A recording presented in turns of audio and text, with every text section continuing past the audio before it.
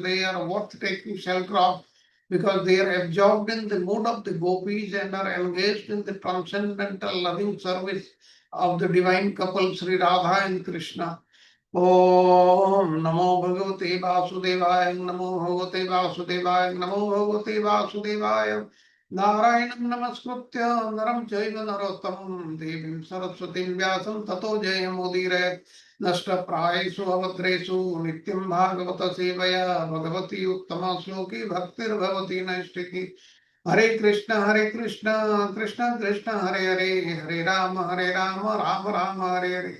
Hare Krishna, Krishna Krishna, Hare Hare, Hare Rama, Rama Rama, Hare Hare.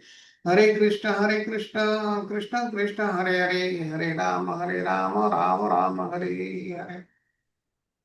With this, we'll start today's lesson. Today's lesson is lesson 93. Now, before that, we'll have recap of the last class, that is lesson 92. This will be done by Samta Mataji. Hare Krishna, dear devotees. Please accept my humble obeisances. All glories to Srila Prabhupada. Thank you, Raksha Mataji, for the wonderful, wonderful kirtan. Hare Krishna, Charu Prabhuji, Dandavat Pranam. Hare Krishna. Prabhuji, how is Prabhuji? He's making remarkable progress. They are probably Hari going Bol. to, in the next day or two, they're going to get him off the ventilator, you know. He can breathe on his own. Hari Bol. Hari Bol. Hari Hari Bol. Bol, Prabhuji. Ladies, Hari thanks Bol. to prayer. So thanks to wonderful, prayers of all of Prabhuji. you. Very good, It's Prabhuji. Vaishnava prayers are, see, yet again, you see the proof. Vaishnava prayers are very powerful. Yes, Vaiji. Yes. He was just Prabhuji, even Vijaya Mataji prayed for him, huh? And 48 his hours ago. entire group. He was, the doctors had given up hope, you know. Even the doctors. The doctors said that he might not make it, you know, when he was in deep coma and everything, you know. Okay, we will talk. Go ahead. Let's continue the class. Sure, Prabhuji. Thank you so much, Hare Krishna. So let me share my screen.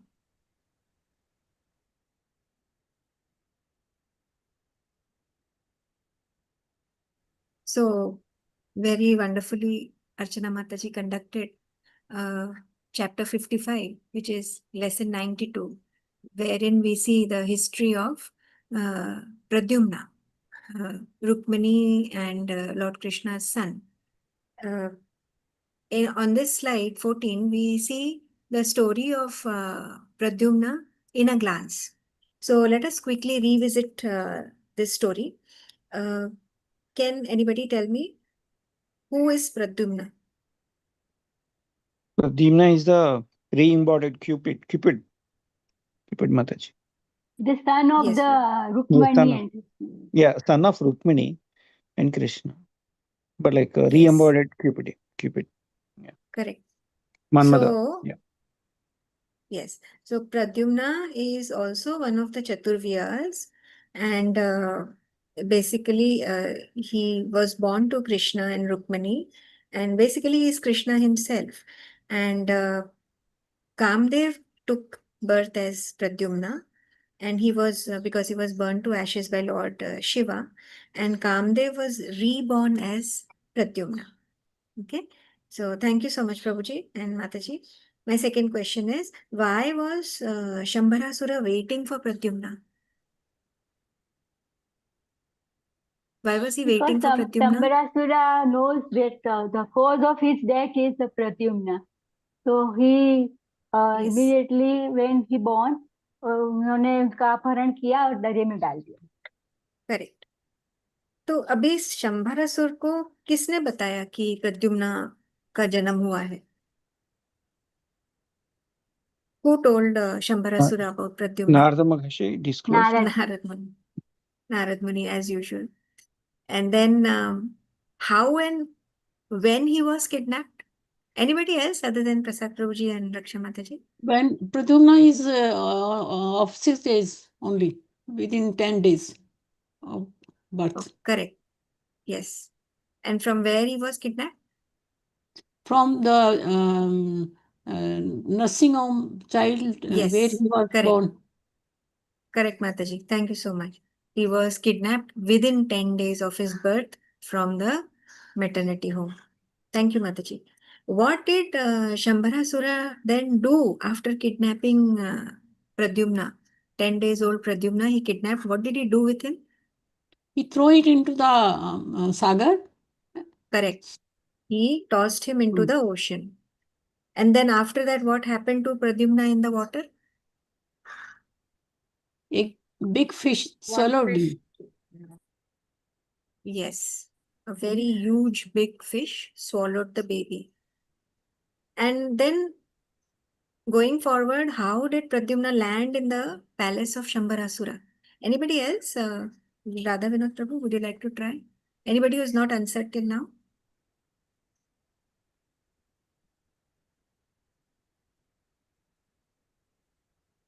Radha Vinod Prabhuji, we are not able to hear you.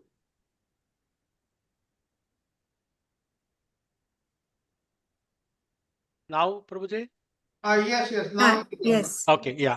So as we understand that Samrasura knew that Pradyumna will kill him, so he wanted to kill him and threw him in the ocean. And the big fish swallows that, and that fish was caught by one what you Fisherman. call fisherman, and the fisherman eventually brought that. It's a divine arrangement. So he landed up in the kitchen table of again Samrasura, and when it was cut open by the cook Maya, again all these things are there. So they saw the Yeah. baby. Yeah, that's what Yeah. is. Yeah. Thank you, Prabhuji. Thank you so much. The fisherman wanted to offer this big fish to the king, and the king was Shambharasura. And then he came and gave it to Shambharasura, and Shambharasura sent it, gave it to his cook. Okay, and then when they cut open, he came out. Pradyumna, they saw Pradyumna inside the belly of the fish. This is, we can see in the picture also, it's looking so nice. Then who took care of the baby, baby Pradyumna in the palace? Cook of One servant, Mayavati. Mayavati. Maya Devi. Mayavati. Mayavati. She was assisting the cook in the palace, and she started taking care of Pradyumna. What did Narad Muni disclose to Mayavati? What did Narad Muni tell? Narad Muni said she Mayavati was Cupid's wife Rati in the previous birth.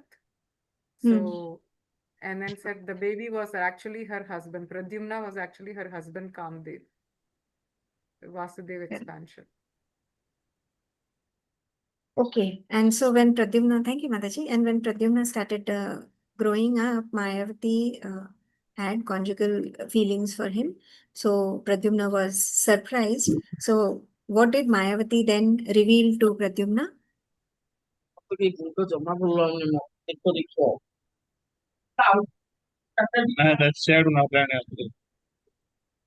Yeah, he is that she is Rati and he is basically her husband. And what did Rati advise Pradyumna to do after that? Yeah, she Rati tells ने the फिर enemy. कहा, हाँ, Go ahead, Mother. Prabhuji, please carry on, carry on. Yeah, so again, she advised him that he has to kill Sambarasura, and Correct. that is the first, and there is the second also. She advises to go back to Rukmini's palace. So those two things Correct. are there. Perfect. Thank you so much. So then they go back to, together they go back to Dwarka and they get reunited with the family. So this is a story at a glance at slide 14. We go ahead to slide 15. One second. Okay, now here, why is Pradyumna Krishna, although he is son of Krishna? Why it is mentioned that Pradyumna is himself Krishna, but he is born as son of Krishna?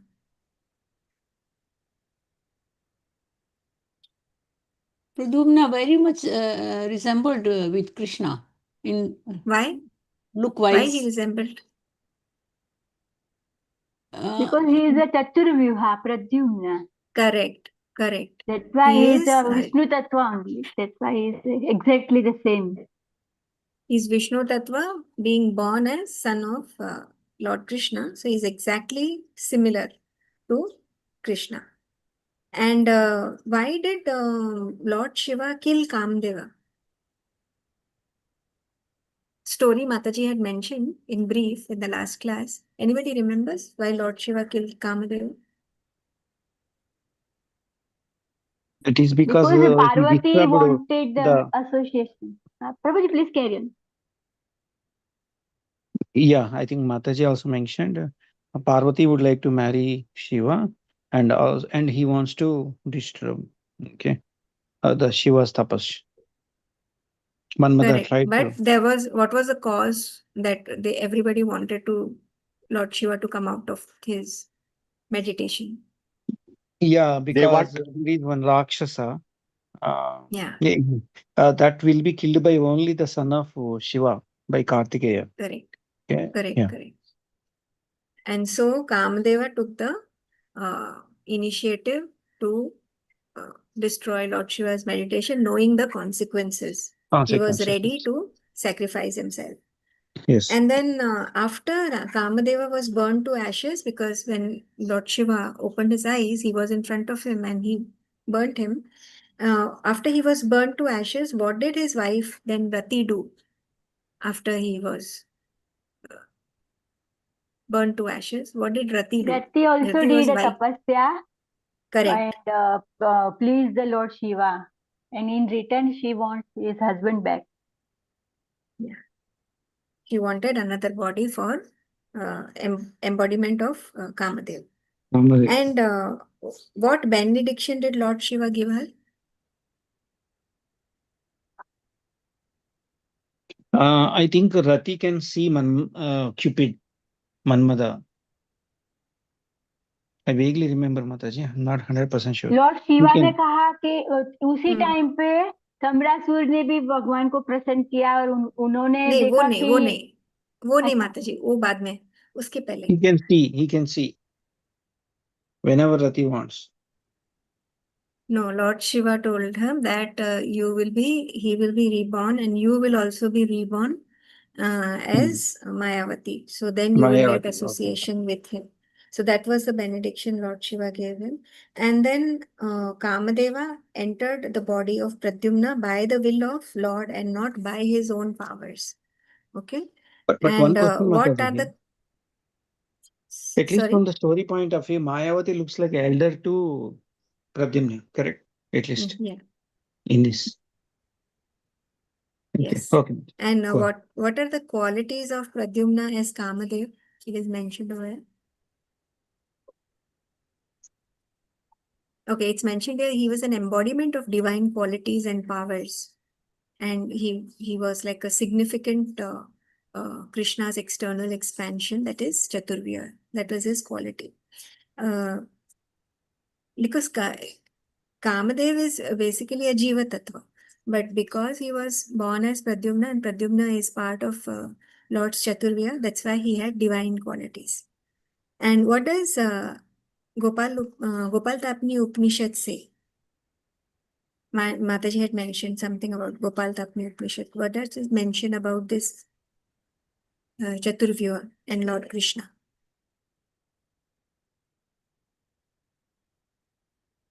In Gopal Tapni Upanishad, it is mentioned that Lord Krishna resides with his Chaturvyuha, that is Vasudeva, Shankarshna, Pradyumna and Aniruddha in Dwarka. That is mentioned.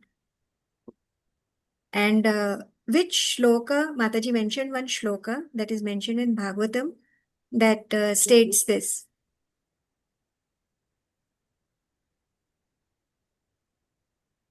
In Bhagavatam, anybody remembers? Mataji gave a reference of verse 37 in the 5th chapter of 1st canto, where Narad Muni is offering obeisances to Lord Krishna in his Chaturvya form. Om Namo Bhagavate Tubhyam Vasudevaya Dhimahi Pradyumnaha Anuruddhaya Namah Shankarshanaha Cha. So this is where it is mentioned in Bhagavatam also. Then what does what does this verse mention about Pradyumna?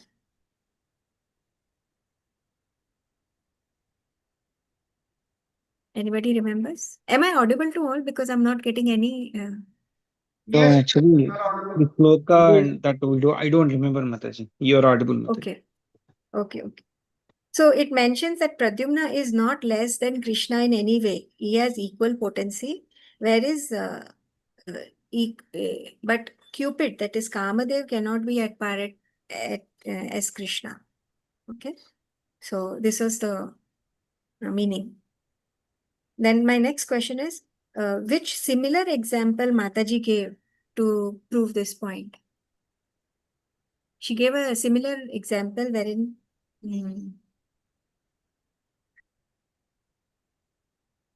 Drona and Dhara. Drona and Dhara, they wanted Lord Yes, Vishnu yes. as their son. Nanda Baba Mataji and mentioned. Yashoda Correct, correct. in the Yeah. body So I'm of just Nanda. revisiting those points, although they're mentioned and not in this slide, but just for our information. And what according to Vishnu Puran is the time mention of the kidnapping of Pradyumna. Here it is mentioned 10 days. According to this Vishnu Puran, what is the time mentioned? 6 days. 6 days. Thank you, Mataji. Thank you so much. And then here we see in point number 2, according to this particular point, what is Pradyumna? Can anybody describe? So I've already mentioned it, that he's the embodiment of divine qualities because he's an external Lord Krishna's external expansion. So Right. further he says that yes, Prabhuji, you can continue. He's so respectful towards Krishna. He never sees, and he always sees at the feet of Krishna, Mataji. Correct. So, Yes. Thank you. Completely surrendered to Krishna. Completely surrender. yes, absolutely, And I completely. would like to add one point here. It is mentioned that he was so subservient that even Krishna was feeling, why is he like this? Why is he always not even, like a child, even as a son, should come very close to the father and be happy with the father. But he was thinking, why is my son? He always say, Pradyumna, why are you like this? Why are you always staying away from me, looking down at my feet like as if you're not my son at all. Please show some kind of love between. But he was totally in awe. He was not at all like showing his like a normal love like a son shows towards his father. He didn't take any Yeah. liberties, even though Krishna wanted it. That was also mentioned. Yeah. Thank you. Thank you, Mataji, for highlighting very important point. So let's proceed further. Can anybody describe Mayavati's encounter with Pradyumna?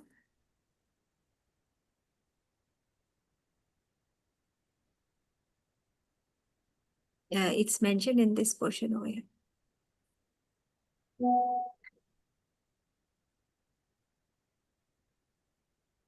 She recognizes Pradyumna as her husband, as Kamadev, and she feels a lot of love for him, despite what because she's actually played a role of a mother while raising him, but she recognizes him as Kamadev and has conjugal feelings for Pradyumna.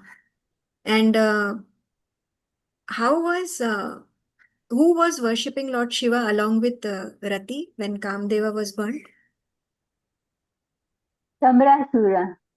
Shambharasura.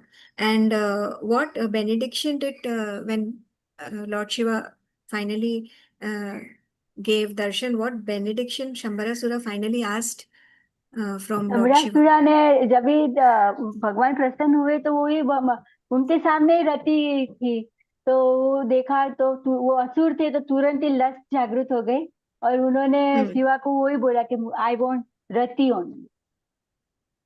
Okay, yes, because he was Asuri, he got overridden by lust and he asked for Rati. And then how did Lord Shiva, because then Rati started crying, then how did Lord Shiva gave her comfort? What did he tell her? Shiva ने भगवान रति को कहा कि आप उनके महल में जाए, आपका जो भी मनोरथ है वो वहां पूरा होगा, आपकी जो Correct. भी इच्छा है वो वहां पे पूरी हो जाएगी, आप Correct. उनको फॉलो करिए। And then what did Rati do then in the palace? She was in the palace but kept hidden from him because of she doesn't want to with Sambrasura. Correct. So she had these powers wherein although she was living there, but due to her due to Maya, she was hidden and she did not come in touch with Shambarasura. So he also forgot about the boon and everything. So she was just living in the palace. That's it. And what is mentioned of Pradyumna's growing up in Krishna's book?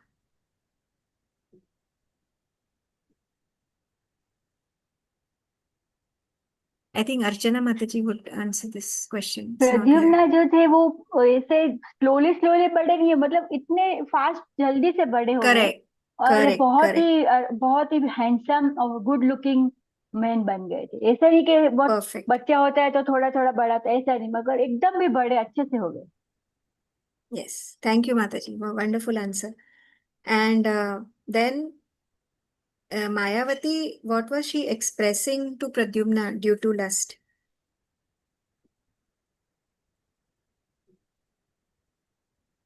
Although she was supposed to tell her that first, that you were Kamdev first and I'm your wife. But what suddenly happened? What was she actually expressing?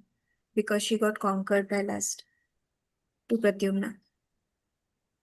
She was expressing conjugal feelings to her, which made Pradyumna bewildered. Why was Pradyumna bewildered? क्योंकि उन्होंने लगा कि इतने दिनों से तो वो मेरी माँ की तरह देखभाल करते हैं, अभी ऐसा सडनली ऐसे कैसे हो गया कि अभी ये इस प्रकार से बिहेव करते हैं, Correct. तो वो bewilder होते हैं।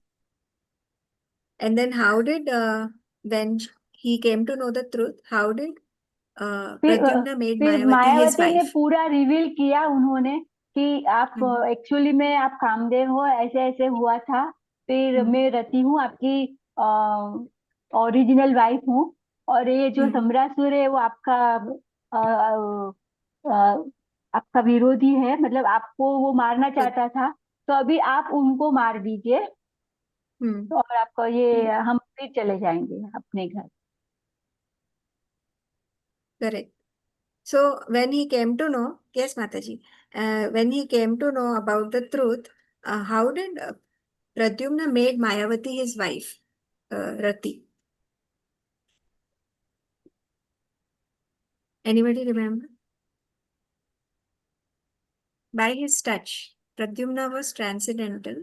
So when he touched her, there was a transcendental transformation in Mayavati. So that's how he made her his wife. And what has been Mayavati teaching Pradyumna since childhood? Because he had to finally kill Shambarasura. So what was she teaching him? उन्होंने बहुत सारी शक्तियां दी, जैसे वो, क्योंकि वो भी सम्रासुर मायावी था, तो वो शक्तियों को नष्ट करने के लिए मायावती ने भी उन्हें बहुत सारी विद्या सिखाई, जैसे इस तरह वो फिर उनको मार सके। Correct. She trained him so that he should be able to kill Shambarasura. Then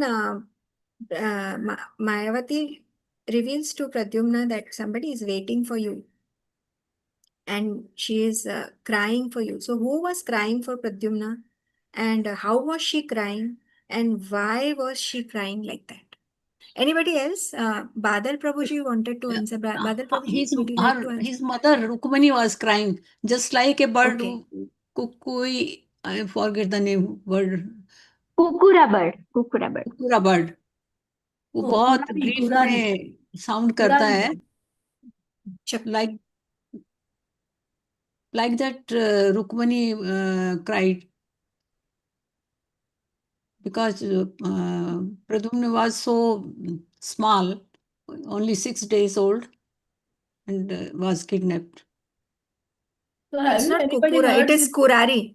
Yeah, Kurari bird. Kurari, Kurari bird. Kurari yes, bird. yes. Huh? Kurari bird. It's Kurari bird. And Has yes, anybody Archana heard Mataji. has anybody heard this sound of the Kurari bird?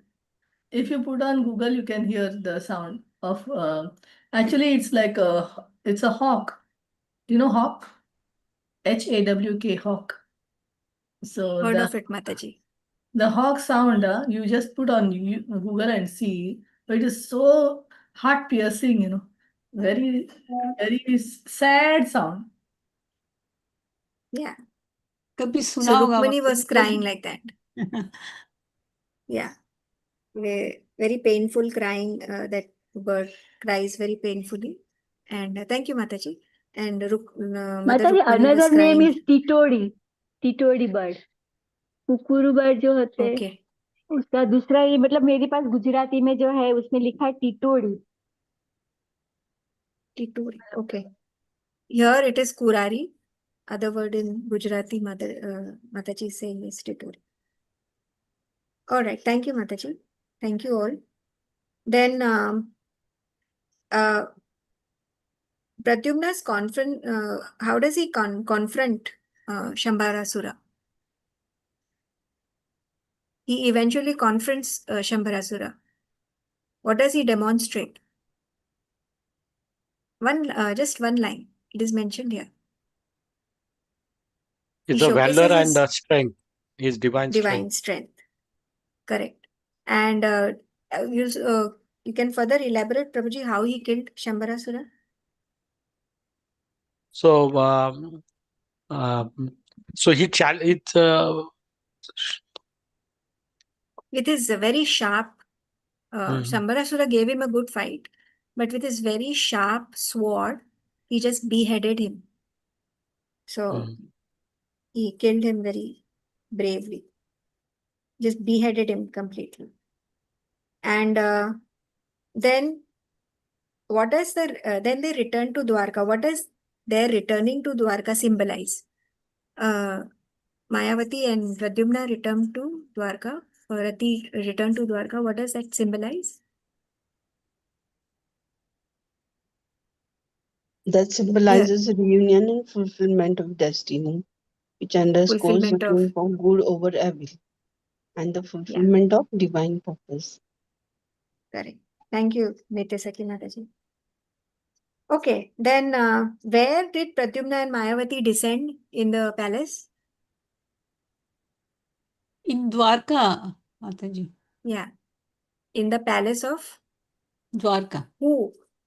Is in Dwarka, In the in palace the of Rukmani's. Rukmini. Yes, correct. And there were many maid servants and ladies in Rukmani's palace. And how did they react when they saw them, such a beautiful couple in the central area of the palace? What was the women's reaction over there when they saw them?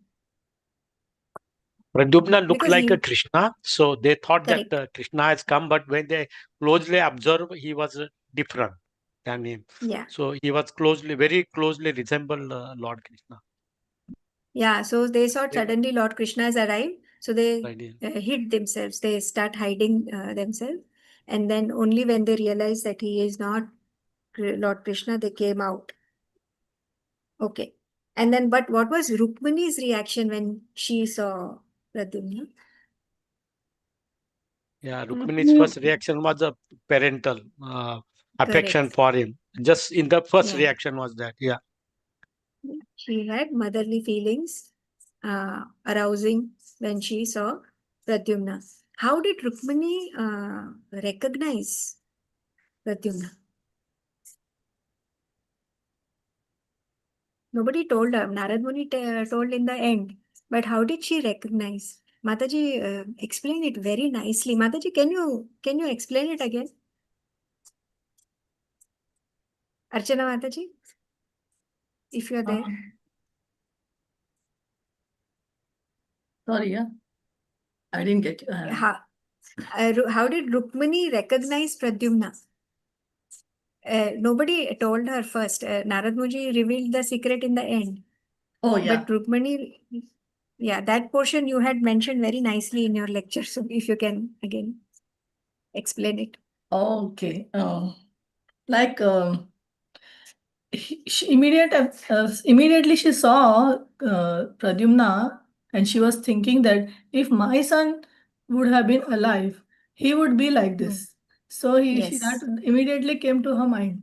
That it never came to across her mind that he looks like Krishna or something like it. Immediately this was the thought, because her maternal feelings were immediately what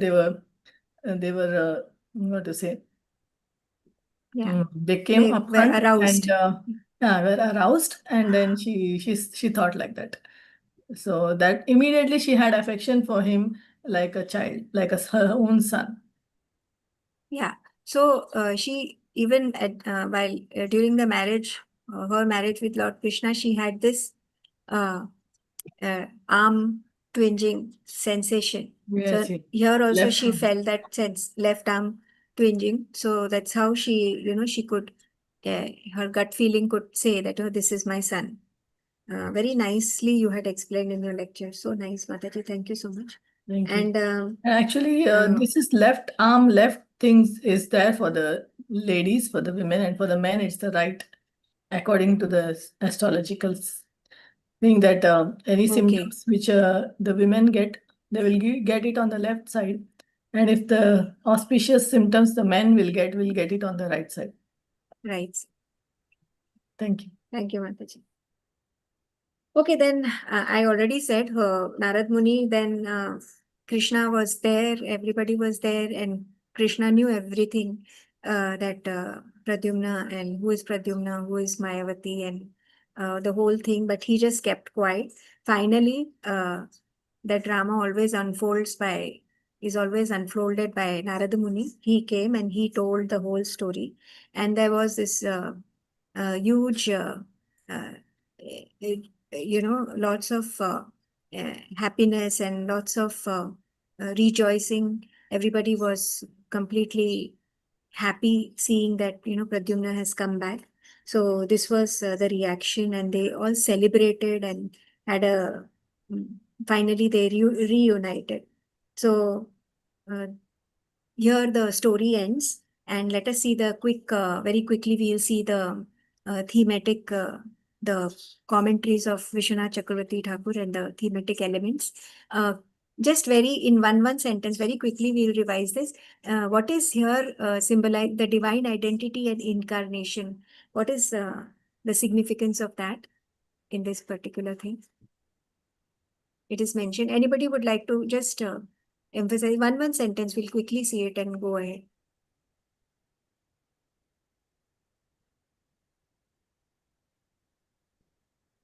It teaches that our identities are not confined to the physical realm. Correct. They Yes. Correct, Mataji. encompass deeper and often spiritual dimensions. Very good. Thank you, Mataji. Very nicely explained. Second point, that love has various forms. Anybody would like to elaborate that?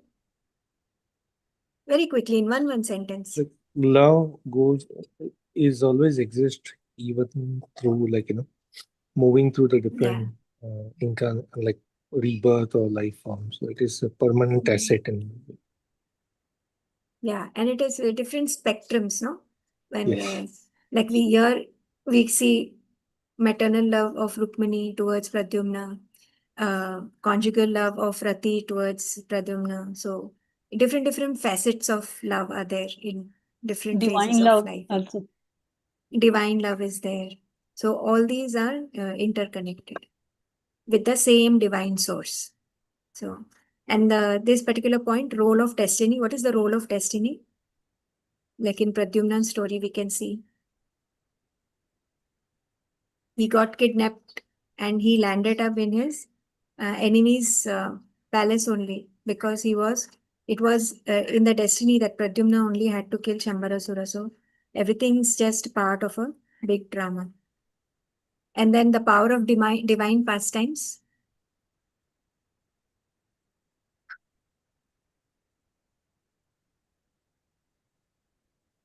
That whatever Leela is happening is it's a playful divine drama, and all the everything's just happens in a way that it becomes a big divine Leela, and that world is a stage where Lord expresses his Leela.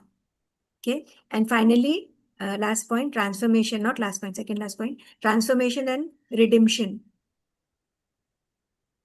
Who gets transformed? Who is redeemed?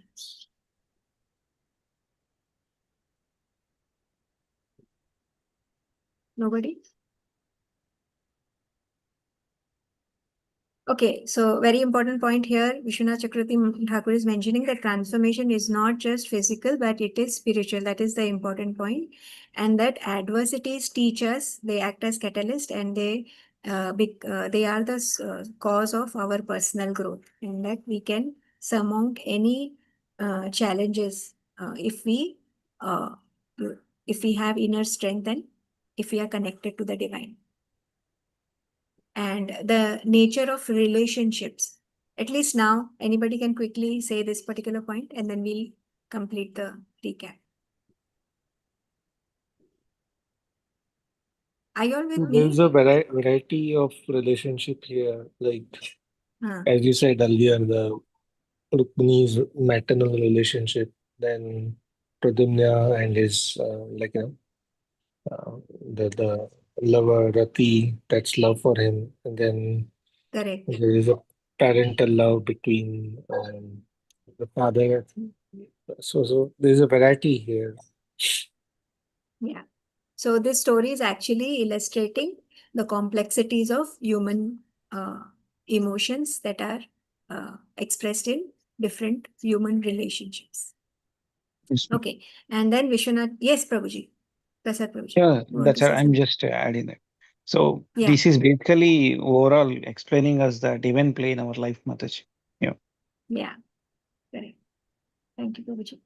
And so, Vishwanath Chakravarti Thakur, he explains or he encourages us that through Pradyumna's history, we can see nature of love, we can see how divine is playing in everybody's life, and that all these lessons, they culminate and they encourage us to see more deep truths in life rather than just living on the surface. We have to kind of introspect about our play, about our role, about our responsibilities as human, and dive deep and live our life more fulfillingly, make the most of our human life.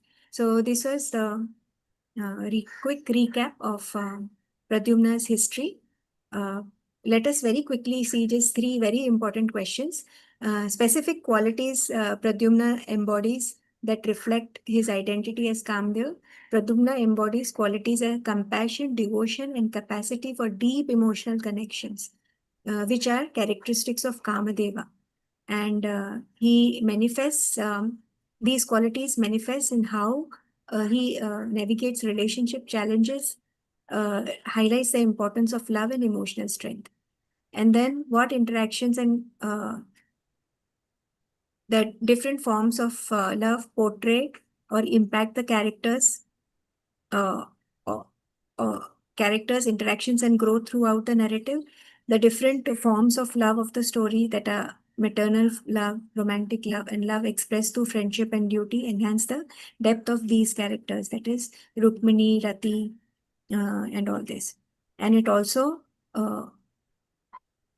shows how it facilitates personal growth and foster resilience in the face of adversities and create emotional support to enrich our experience and choices. And the last thing in the form of this question we learn is ways that can concept the divine pastimes, they can reshape our understanding of life challenges and experiences, suggest that life challenges are part of larger and playful divine design. So we have to keep that in mind, that all our challenges are part of a larger and divine design of the big drama of our destiny. So we have to face every challenge with that point of view, and that it encourages all of us to struggle, not as mere difficulties, but as meaningful, take it as meaningful learning points and experiences in our growth. And that too, also embracing the perspective that help can navigate life's navigates life's obstacles with a sense of joy and acceptance. So these challenges should be accepted joyfully in order to grow. Thank you so much. Hopefully I'm not out of time. Hare Krishna. Over to you, Prabhuji. Yes, you are well in time. Okay, I'll share the.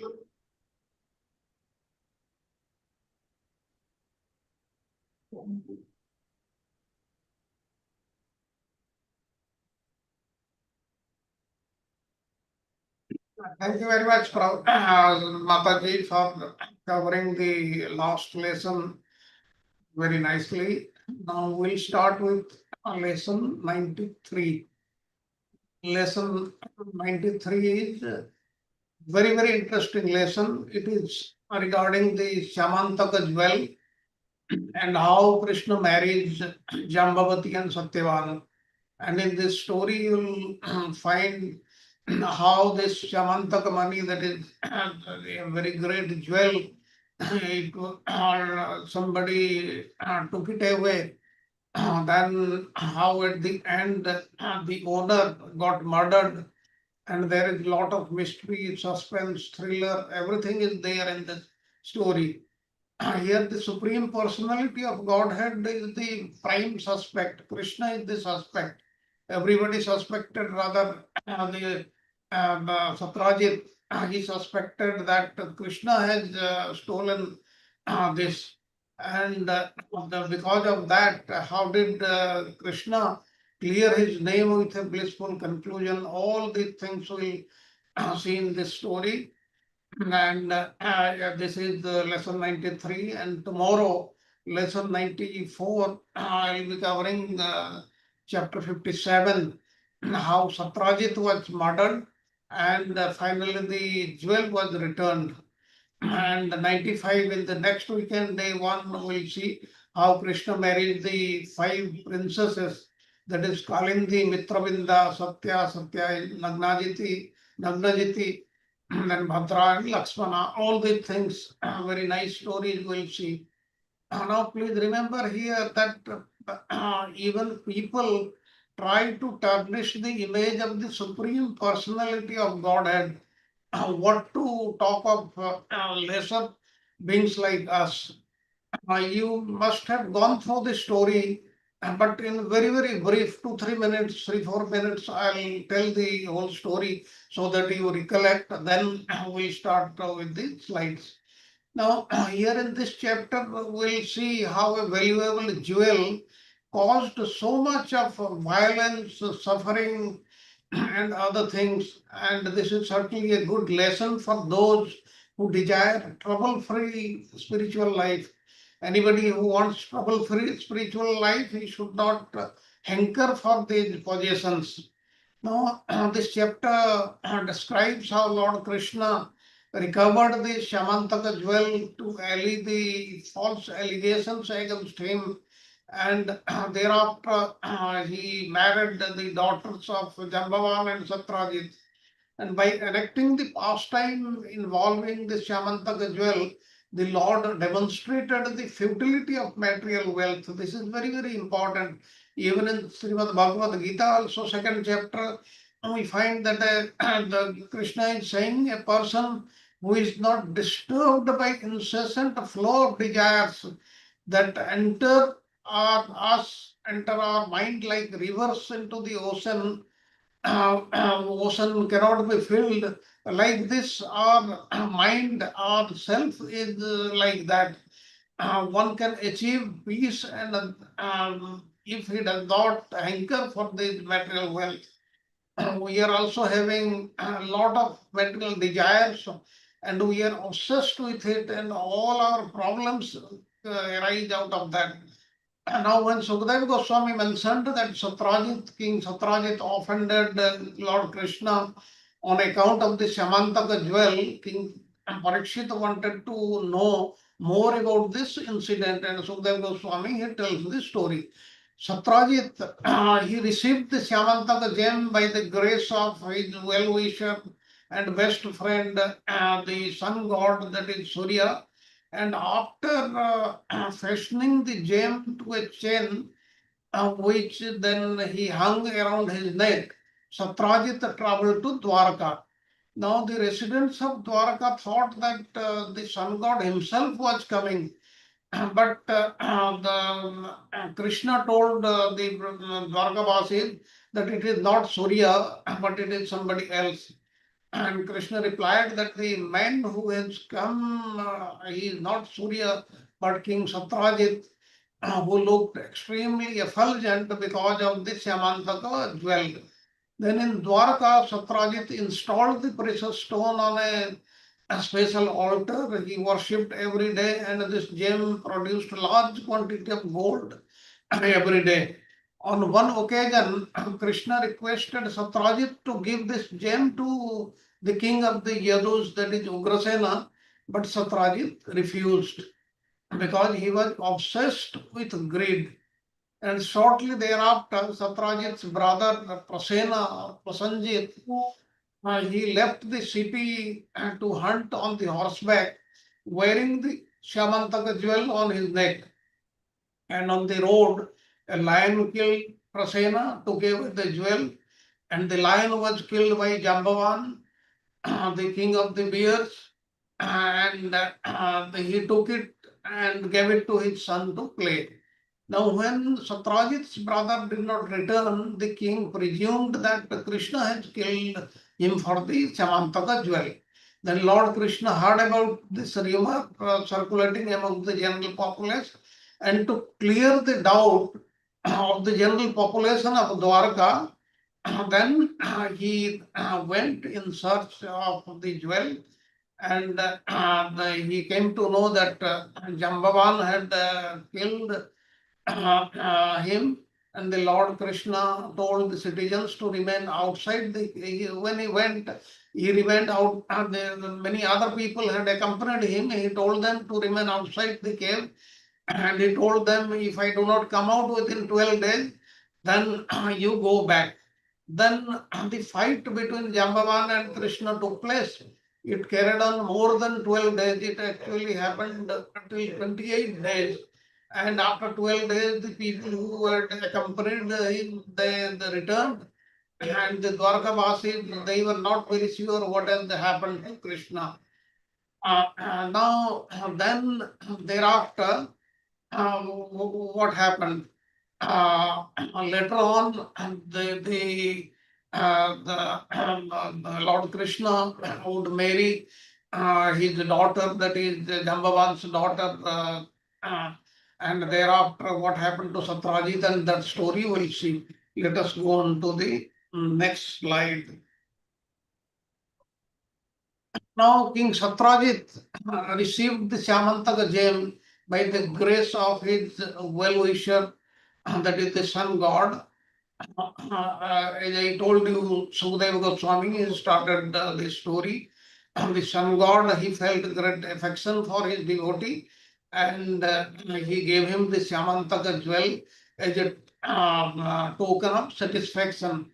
And wearing this jewel, Satrajit, he entered Dwarka, and everybody thought he is the sun god, but Krishna told everybody that he is not the sun god, he is Satrajit. Then next point, in Dwarka, Satrajit installed and worshipped the precious stone on a special altar in his home. Now King Satrajit entered his opulent home, and he festively executed auspicious rituals, and he had qualified Brahmanas installed the Syamantaka jewel in the house temple. Then what happened? Every day the gem produced 78 kgs of gold, and there can be no untimely death or calamity for the wearer of this jewel. The jewel did two things. It produced about 78 kgs of gold every day, and anybody who wears this jewel, calamity cannot befall on him. These are the two very special things about this Syamantaka jewel. and King Satrajit was murdered only when he was not wearing the gem. This we'll see at the end. Now, every day the gem would produce 8 bharas of gold, and the place in which it was kept and properly worshipped would be free from calamities such as famine and untimely death, and also the evils like snake bites, mental and physical disorders, and presence of deceitful persons. Now, what is this this bhara? What do we mean by bhara? Now, Vishwanath Chakravarti Thakur, he explains that 4 rice grains are called gunja, and 5 gunjas, it is 1 pana, and 8 panas is 1 karsa, and 4 karsas are 1 pala, and 100 palas makes a tula, and 20 tulas make 1 bhara. That means it is about 3,700 grains, or about approximately 170 pounds, or approximately 78 kgs, and some people say 80 kgs also, but this is this amount of gold is obtained every day by Satrajit. Now, then when Krishna asked Satrajit to donate the jewel to the treasury of King Ugrasena, the Yadava king, Satrajit, he flatly refused without even considering the results of ignoring the Lord's request. Now, please remember, this was the greatest mistake he did, and this became a Vaishnava Aparadha, for which he will be punished later on.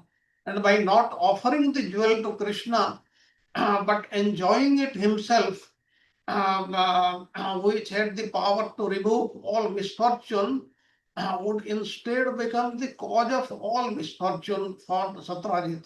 And how much more this is true than when even Lord Krishna himself was requesting it to give it to Ugrasena, still Satrajit refused to give him. And then the last point, Shamanta may be the famous Kohinoor diamond presently embedded in the British crown. You would have read this from the internet also. And this is one of the remarks of very many people. And now let us go to the next thing. There are 5 instructive lessons to be learned from this story. Now, the first one, Krishna asked Satrajit to return the jewel over to the king Ugrasena's treasury, as it will not be good for him in longer run. But Satrajit rejected Krishna's counsel.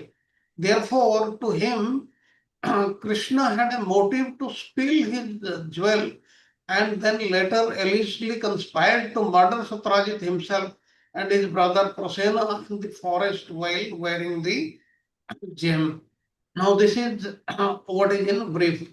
What happened on one occasion, Krishna requested Satrajit to give the jewel to Ugrasena, but Satrajit, he totally refused. He gave no thought to the seriousness of the offense he committed by denying the Lord's request. Now, thereafter, a lot of things happened, we'll see, but let us go to point B. This incident underscores the delicate nature of reputation and how swift gossip can tarnish even the noblest character. It was gossip which was started by Satrajit. That what happened when Satrajit's brother died, then he started a gossip that because Krishna was asking this jewel from me, now my brother was wearing this jewel and had gone, and that's why Krishna must have killed him and obtained the jewel. This is what is the gist. Now, this gossip is very, very bad thing in even material life.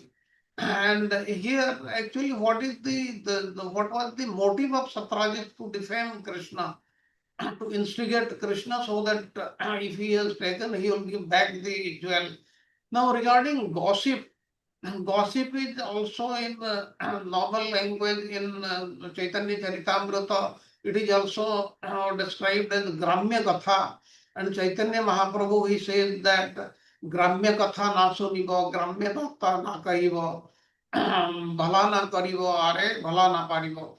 Do not talk like people in general or hear what they say, because that will not be, everything will not be true.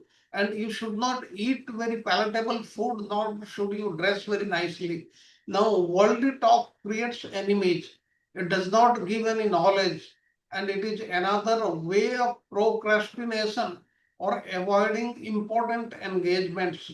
Therefore, the learning is we should be away from these gossips.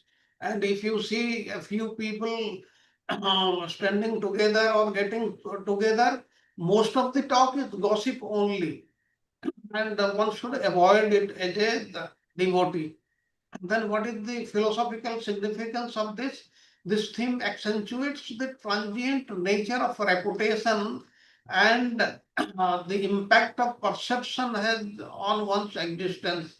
Now, one's reputation, we are talking in the material world, reputation is also very short-lived. And if the perception of the people changed due to some reason, like here the perception of the people, some people changed in Dwarka because of the gossip made by Satrajit, even the Supreme Lord's reputation that got affected. And it invites us to the question the essence of truth and how easily it can be distorted by rumors and misunderstanding. Truth can be distorted very, very easily by rumors made by various people and misunderstanding of the general populace. This thing was seen in this story. And our identities are often shaped by societal perceptions, what we are, what is our standing. It is, or it all depends on the societal perception. That is what the other people, what perception they have about us. Then by our actual deeds, urging us to seek truth beyond hearsay. That's why we should give much less importance to what is going on in this material world. Now, let us see the story of Prasena, the brother of King Satrajit. Please hear this very, very carefully, and in the minimum of words Prabhuji has given in the slide.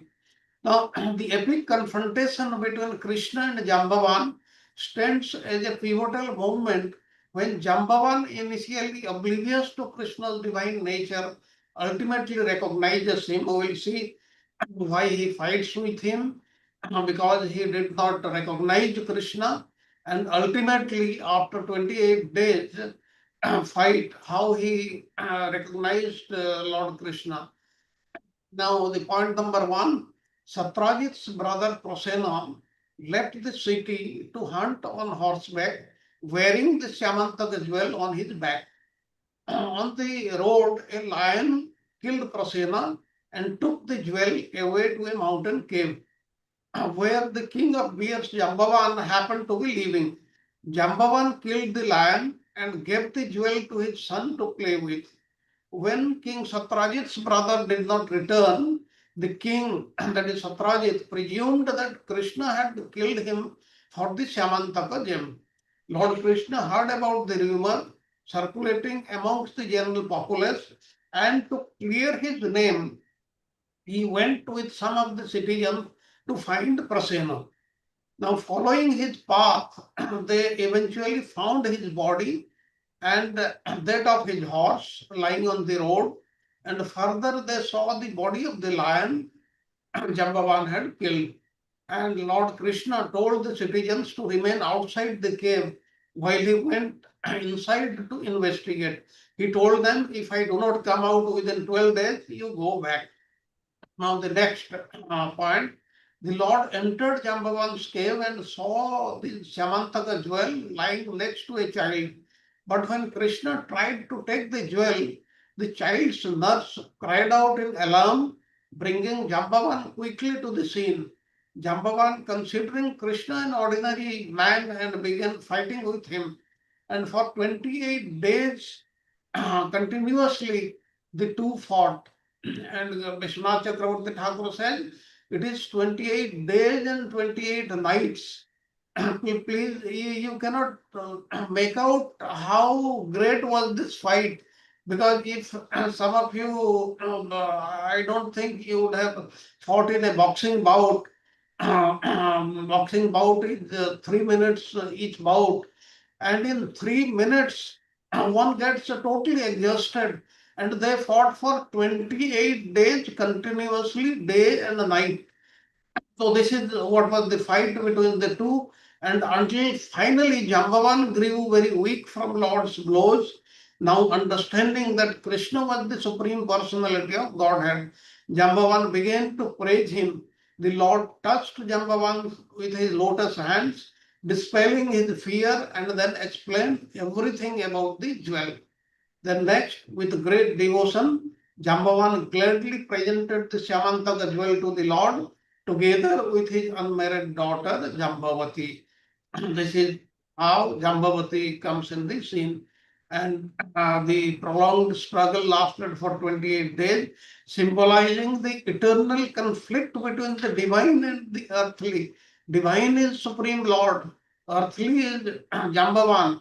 And Jambavan was trying to not only protect the Syamantaka jewel, but he had the ego, why somebody else has encroached upon his domain, symbolizing the eternal conflict between divine and earthly, emphasizing Krishna's longing for a worthy opponent.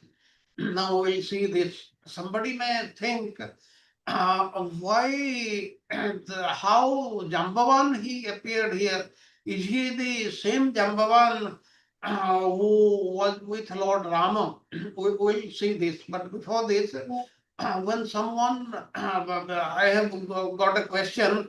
When someone wears the Syamantaka jewel, there cannot be any untimely death. This is what we saw in the previous slide. Now then, how Prasena was killed? Prasena was wearing this jewel, but still he was killed. Now the answer is Prasena, he was wearing this jewel, and why he was killed? It was because the inauspiciousness results of Satyajit's refusal to Krishna's request. Everything auspicious became inauspicious because of this action, and the first victim was Prasena, and we will see later on in tomorrow's class, the next victim would be the king Satyajit himself. Now about what about Jambavan? Now this Jambavan is the same one who participated in the story of Ramayana with Lord Rama. Now after Lord Rama he returned to the spiritual world in Ayodhya, everybody, each and everybody there, including the grass, the trees, the plants, the insects, the birds, the animals, everybody, they went to the spiritual world. But 4 of them did not go. Who were them? Hanuman, Vibhishana, Dvivida, and Jambavan. I will not talk about Hanuman, Vibhishana, and Dvivida, but I will talk about Jambavan. Now, when Jambavan was asked by Lord Rama to explain or to tell him how the fight was during the war, that is he fought, Jambavan said that I did not get much pleasure because there was nobody who was equal my strength. That's why I'll be very happy if you fight with me. Now you know Lord Rama is he follows all the principles which are given in the Shastras. And Jambavan, it is described in the Ramayana, Valmiki Ramayana.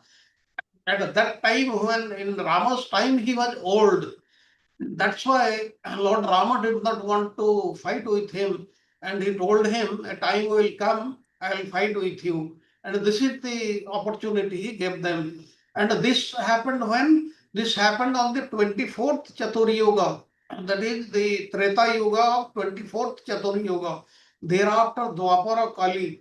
Then 25th, 26th, 27th, and in the 28th Chatur Yuga, at the end of Dwapara Yuga, that means almost 82 million years before, Jambavan was with Lord Rama, and that time he was old, and now after 82 million years, he is fighting with Krishna because there is no difference between Lord Rama and Krishna because Lord Rama is an avatar of Krishna. Now, Jambavan fought with Krishna. Then, can we call him a devotee? This we will discuss at the end. But please remember, there is amongst the secondary rasas, there is a rasa known as Veera rasa. Now, Veera rasa, I'll just give you the hints only. We will have discussion at the end only. Now, the special friends of Krishna, they used to fight with Krishna. When he went to the forest to tend the cows. And in this rasa, the friends fought with Krishna, fight against the best friends. And this was going on.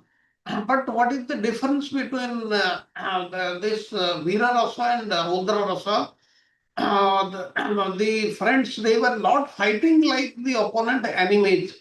When there is an enemy giving agitation to the devotee becomes the alambana of Rudra rasa. The Rudra rasa, the eyes become red, and this is absent in Veera rasa. And this is the difference between Veera rasa and Rudra rasa. This will, if we get time, we'll discuss at the end. But in very brief, Jambavan was a devotee only, there is no doubt about it. But why Jambavan considered Krishna as an ordinary man? What Vishwanath Chakravarti Thakur had to say, Krishna never experienced the satisfaction of good fight with such weaklings as Chanura, Kamsa, Jarasandha, like this. And therefore, the Lord desired to fight with one of his own servants having similar strength as himself, and thus achieve the happiness of battle. And Krishna also wanted to please his devotee Jambavan, who wanted what I told you, who had not attained a full taste of Veera rasa, even by fighting with the armies of Ravana. And to fulfill his and Jambavan's desires, Krishna ordered Yogamaya to use his Leela Shakti to cover his sweet aspect, that is the Madhurya, from Jambavan. And thus Jambavan thought Krishna is an ordinary person. He was not aware of his true position, thinking him as an ordinary man. And Jambavan therefore angrily began fighting with the Supreme Lord. Now, this all happened because of what? Because of ignorance. Ignorance, because Jambavan was unaware of his position. And this gave rise to misconception. He thought Krishna is an ordinary man. He must misunderstood the motives of Krishna. He misbehaved with Krishna, that is, he fought with Krishna, and therefore misfortune. He fought with his own master, and there was, because of that, he was bereft of mercy. Then what happened when he fought with Krishna? Now, what happened? His bulging muscles plummeted, and by the blows of Krishna's fist, his strength faltered, and his limbs perspired, and Jambavan was greatly astonished. And as Jambavan's huge muscles were being beaten by Krishna, he considered who can be stronger than me except Lord Rama. And remembering those old thoughts, Jambavan becomes astonished and concluded that this must be the Supreme Lord. Rama only in some other form. That's why I am not able to recognize him. And why Krishna had to fight with Jambavan? Because Jambavan wanted this. In Jay and Vijay case, the Lord wanted to fight. It was little different. Now the Lord also derives happiness from doing battle. And as we discussed, he did this to please Jambavan. Now let us go to the next slide. The philosophical significance. It symbolizes the eternal struggle between higher spiritual truths and the ego. The ego of Jambavan and the higher spiritual truths, that is the Supreme Lord.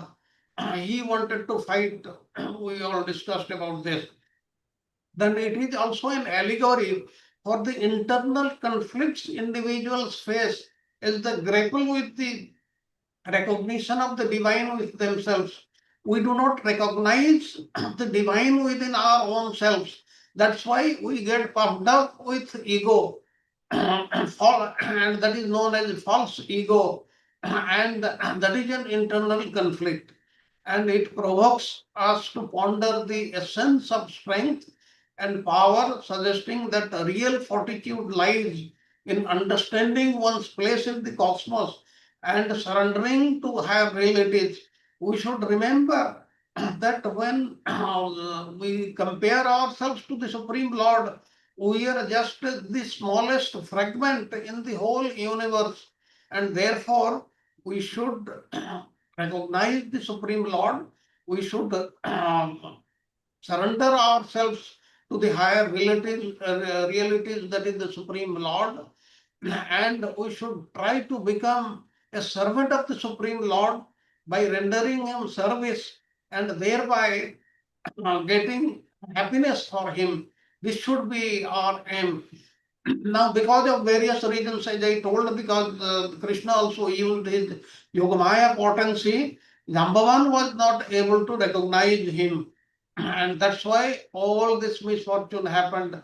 He had to fight with his Supreme Lord with his hands, fists, and his legs, feet like this. And with his feet also he touched Krishna like this. He fought for 28 days and 28 nights, giving so much misery to the Supreme Lord because of his ego.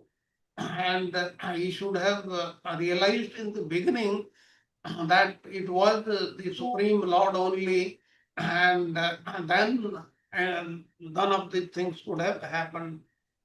Now with this, let us have a 3 minutes break, and thereafter we'll continue. If you have got any points or questions, you can ask in this break.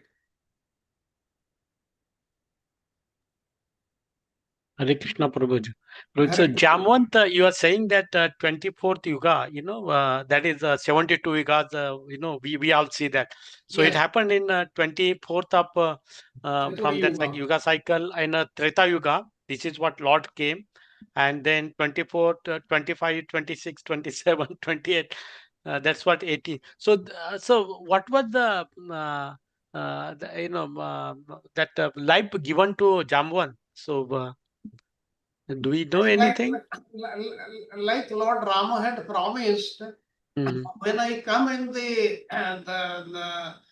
to the world as Krishna, I'll fulfill your desire.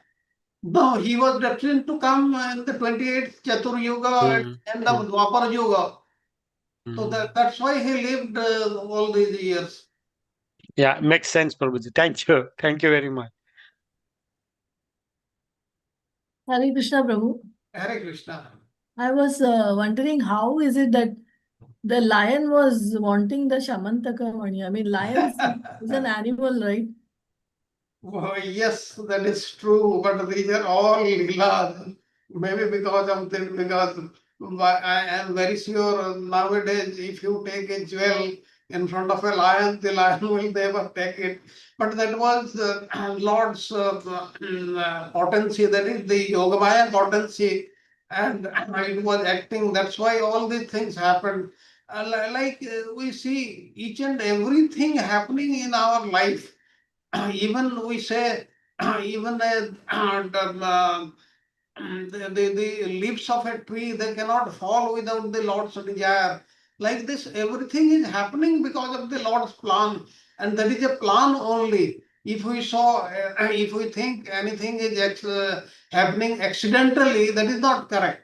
And this must be the reason. Yeah, Prabhuji, one place I heard that physically, he was not wearing at the time when the lion attacked. I think there is some reason it was given at that particular moment. Because that way somewhere I had to go back, and because long back I heard that one conversation that his brother was not wearing physically in the neck, even though he goes in a horse bike and horse ride, hunting. For a moment it removed, and that is the time attack. So a lot of things are there. We don't know what is what, or maybe it is the lion. It is the Lord's desire that lion will attack. We don't know. Okay, Charo Prabhuji will be saying something. Maybe it has that particular money has lot of effulgence, right, Prabhu? So that is being attracted by light. Charo Prabhuji, please.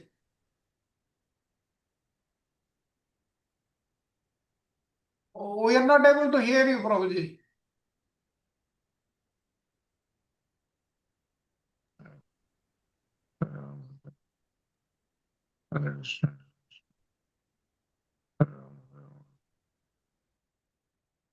No, Prabhuji, you're not audible, Prabhu.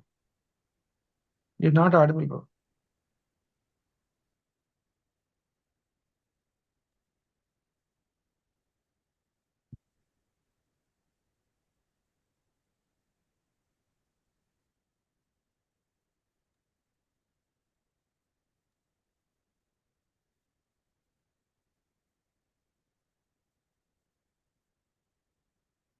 You're not audible, Prabhuji.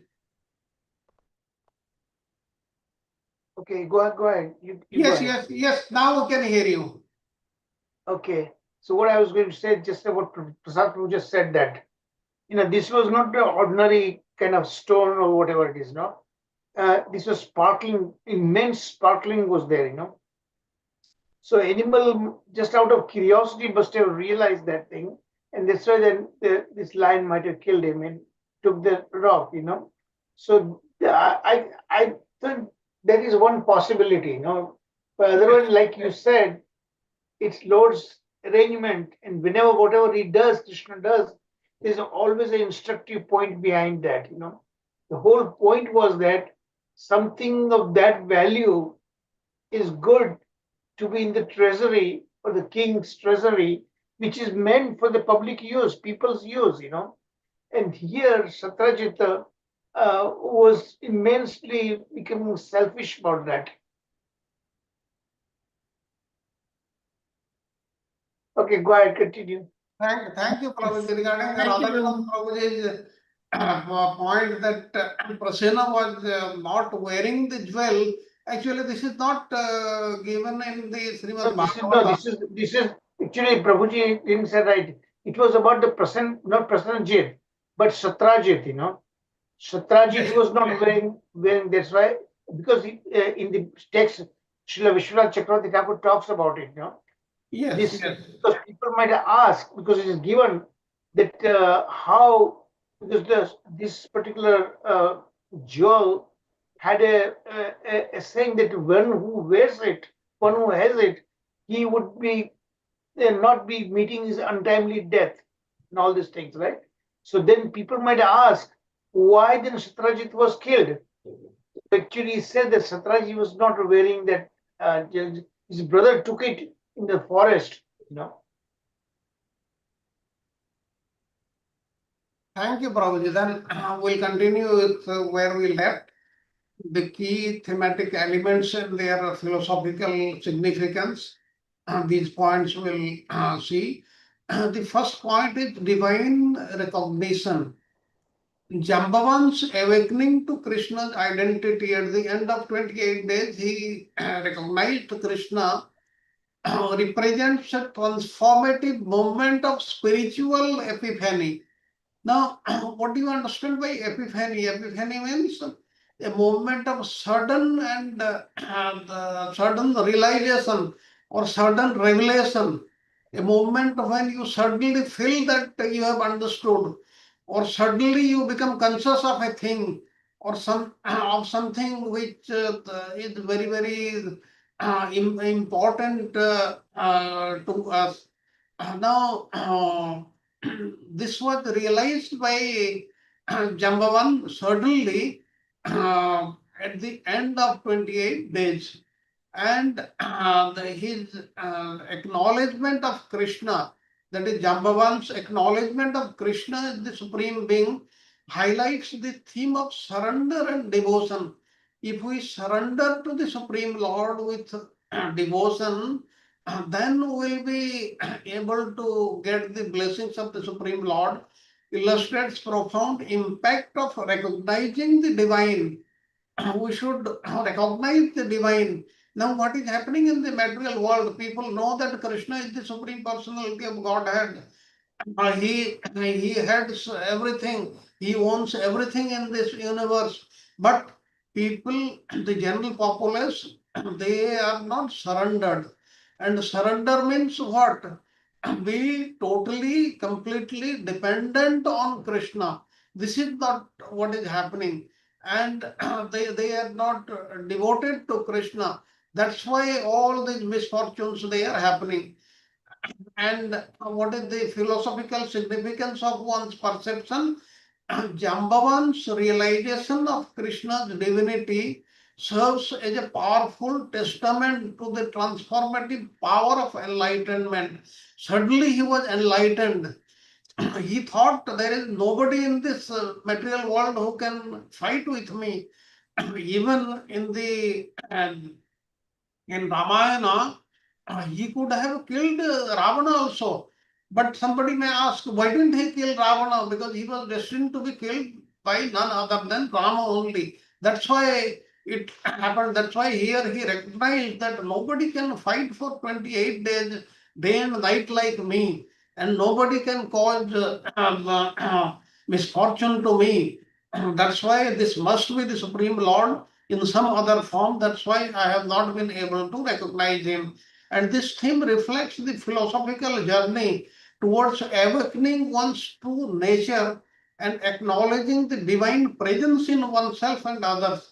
We should remember, we should recognize that the divine, that is the Lord, is staying in us as Paramatma. Likewise, he is also staying in others as Paramatma. That's why in everybody, even in every plant, tree, insect, or any creation of the Supreme Lord, the Lord is there. That's why we should respect them. And this respect, Jambavan realized at the end. And it underscores the importance of humility and surrender. As we know, the greatest quality, the most important quality of a devotee is humility. We should be humble and we should surrender to the Supreme Lord. Humility and surrender in the face of sacred, advocating for the acknowledgement of integration of all beings. If we surrender to the Supreme Lord, then He will be merciful to us. All our troubles will vanish and will be surrendered to the Supreme Lord and will be very, very happy. Now, there are some more lessons to be learned from this story of Jambavan, the danger of material attachment. Now, here what happened, Satyajit's refusal with the Samantaka jewel despite Krishna's request and Jambavan's initial attachment to this illustrates how material attachment can lead to misunderstanding and lead to conflict also. And here the conflict led to such an extent that Jambavan had to fight for 28 days. This story teaches us to be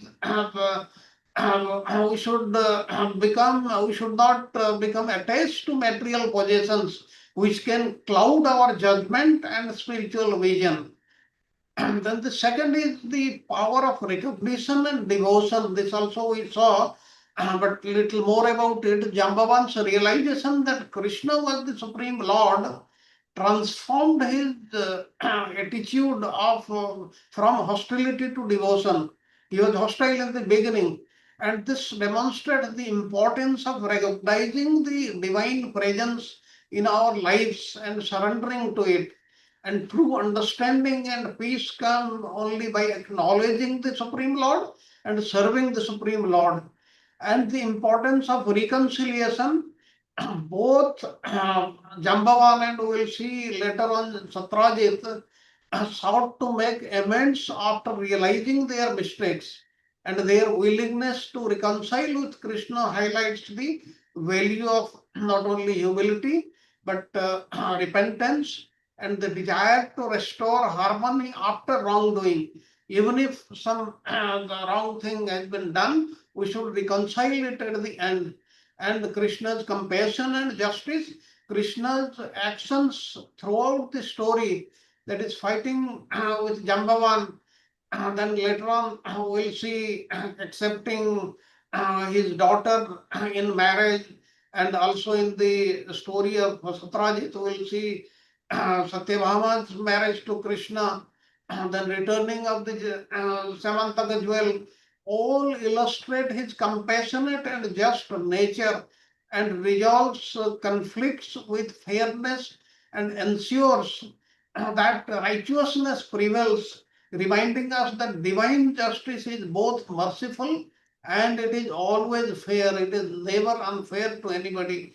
And the eternal nature of the divine, Jambavan's recognition of Krishna as the same as Lord Ramachandra, he had served in his previous age, underscores the eternal nature of the divine Lord. The Supreme Lord transcends time and space, appearing in different forms and guide and protects his devotees. We'll go to the next slide. Now, this is very, very interesting. Please hear this. Now, Samantaka jewel, key thematic elements and their philosophical significance. Now, he summoned Satrajit to the royal assembly, and after recounting to him the entire story of the Samantaka jewel's recovery, that is, after the jewel was recovered from Jambavan, he came back to Dwarka and he called Satrajit and he told him about the whole story, how the jewel has been found. That means Krishna had not stolen it. This he wanted to prove and gave the jewel back to him. Now Satrajit accepted the jewel, but with great shame and remorse, he went back to his home, and there he decided to offer Lord Krishna not only the jewel but also his daughter, so as to atone for his offense he had committed against the Lord's lotus feet. Sri Krishna accepted the hands of Satrajit's daughter Satyabhama, who was endowed with all divine qualities. But the jewel he refused, returning it to King Satrajit. He did not accept the jewel. He said, you take back the jewel. I'll accept your daughter.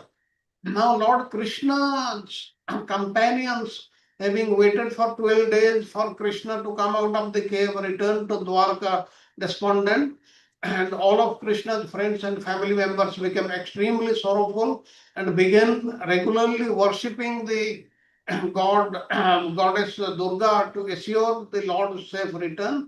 Even as they performed this worship, Lord Krishna entered the city in the companion of his third wife, but she is the second most important queen in Dwarka after Rukmini.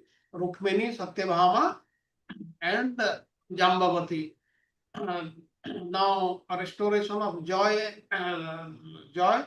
Krishna's triumphant return with the jewel and his new bride Satyabhama brings immense joy to the Dwarkavasis. The Dwarkavasis that did not know what would have happened to Krishna, because he had said that if I do not come out within 12 days, you go back. He told those people, the people went back, they told the Dwarkavasis, and he came back after 28 days. Until that time, the Dwarkavasis, they were under total distress.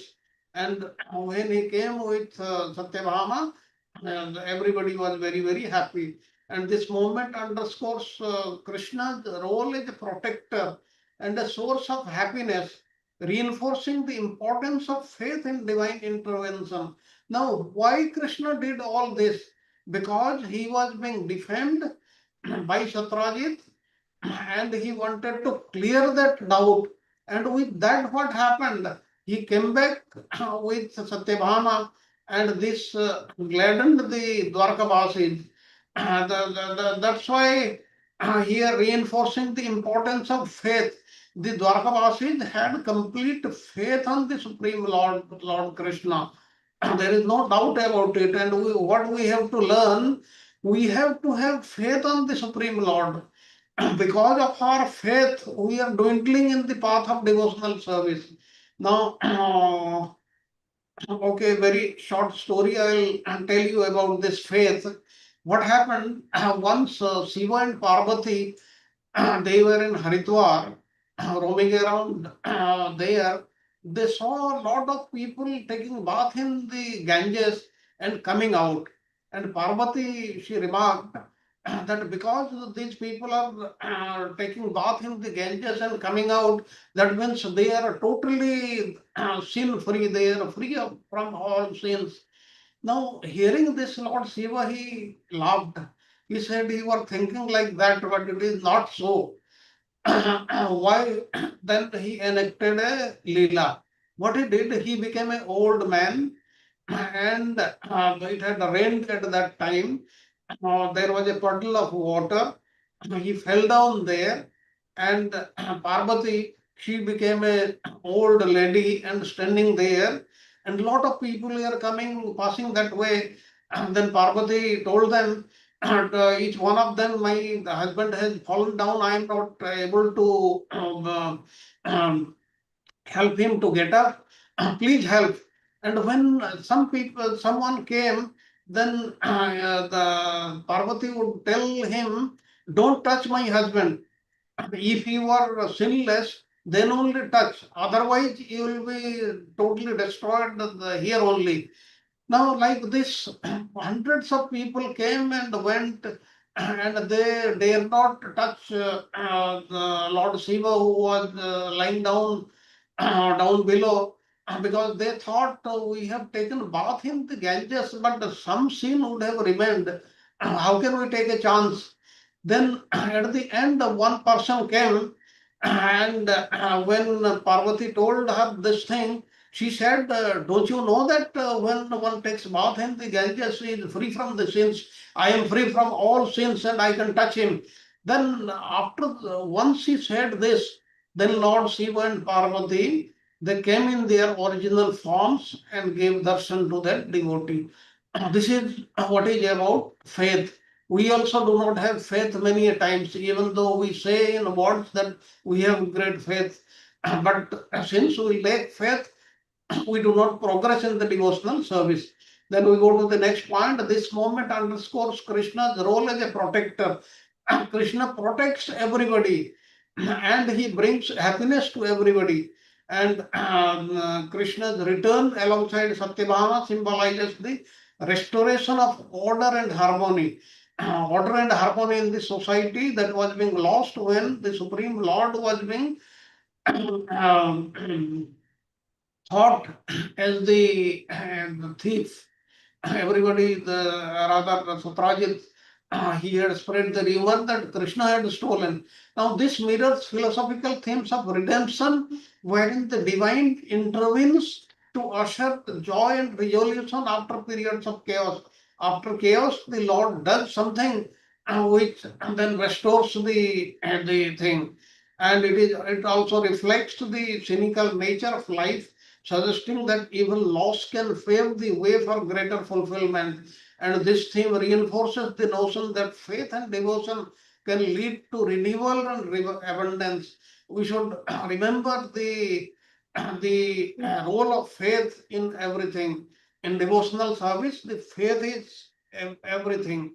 Without faith, we cannot progress at all. Then resolution and marriage. Now the narrative concludes that Satyajit offering his daughter to Krishna, signifying a remarkable transformation in his character.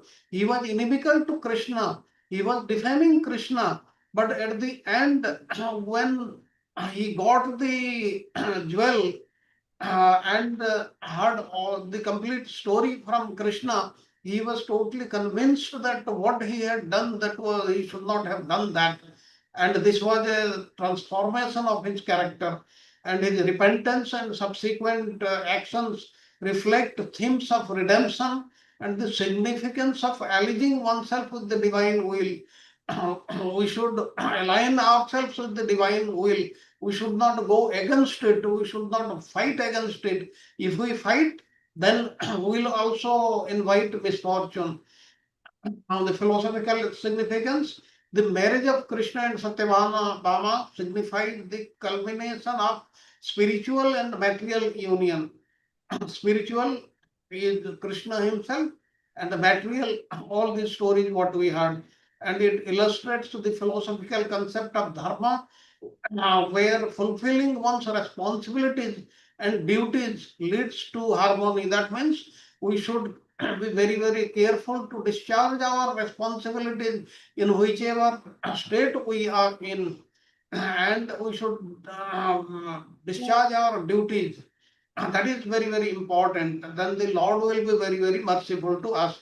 And this theme invites contemplation on the nature of relationship, emphasizing that true connections are based on mutual respect. We should have mutual respect with each other. The other person has to be respected. And when the other person is not respected, then the conflict arises. And understanding and alignment with the divine will, we should align ourselves with the divine will. And it suggests that personal transformation can lead to greater community harmony and fulfillment. Like here we saw Krishna, he got the jewel, he collected all the Dwarkavasis, told them what had happened. That means the whole community, whole society, they were totally convinced about the story of the jewel, and finally everyone became very, very happy.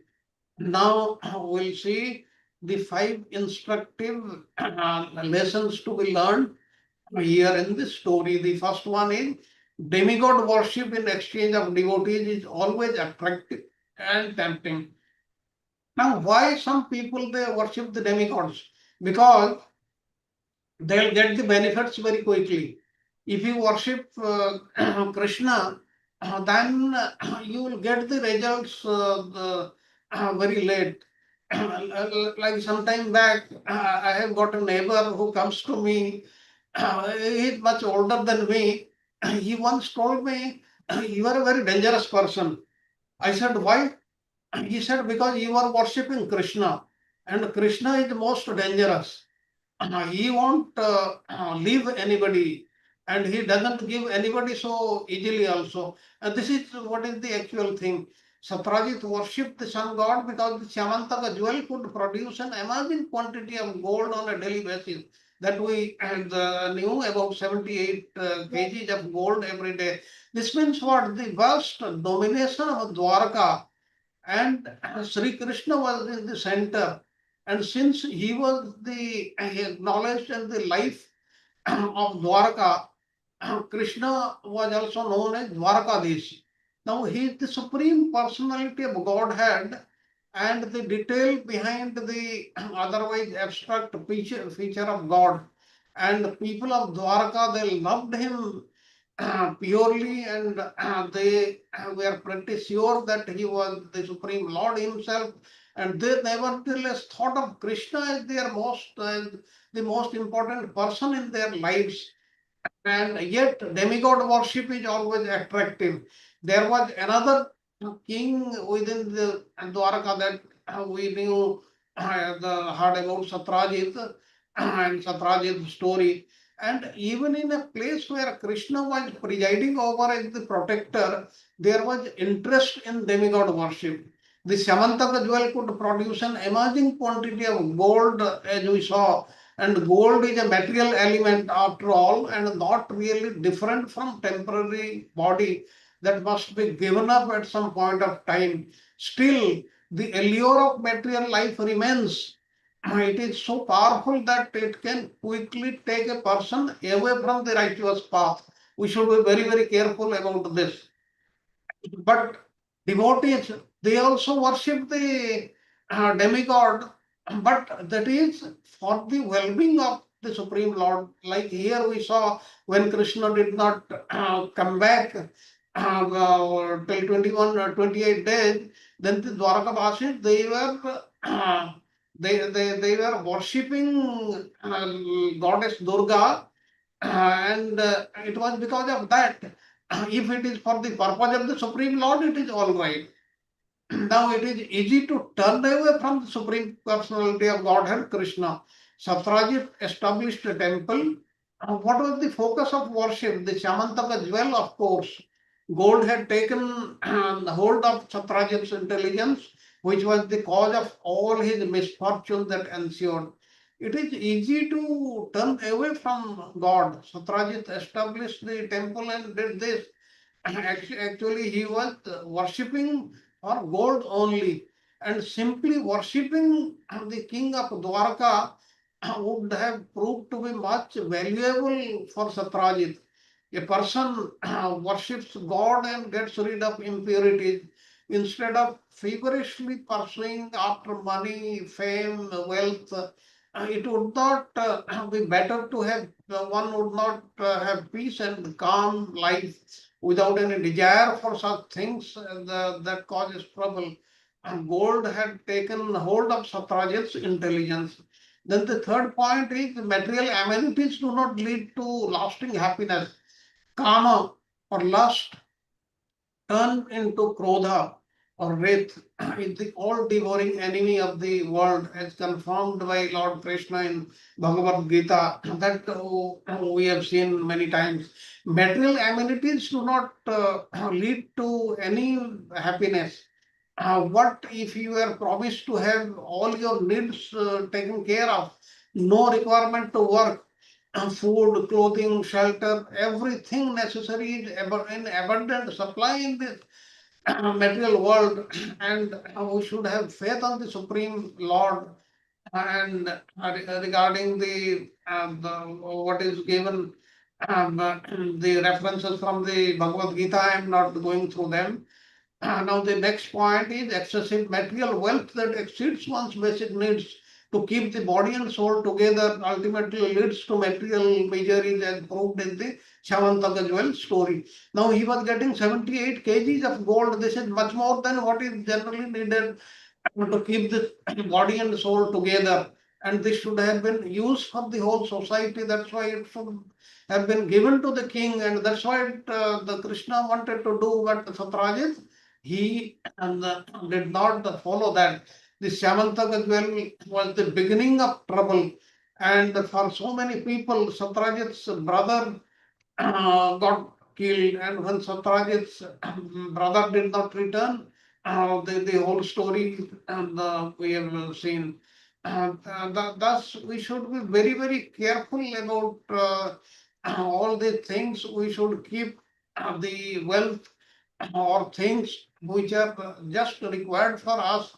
And even the sadhus, what they do not keep anything for tomorrow. As grihasthas, we cannot do that. But we should not amass too much of wealth also. That is very, very troublesome in life.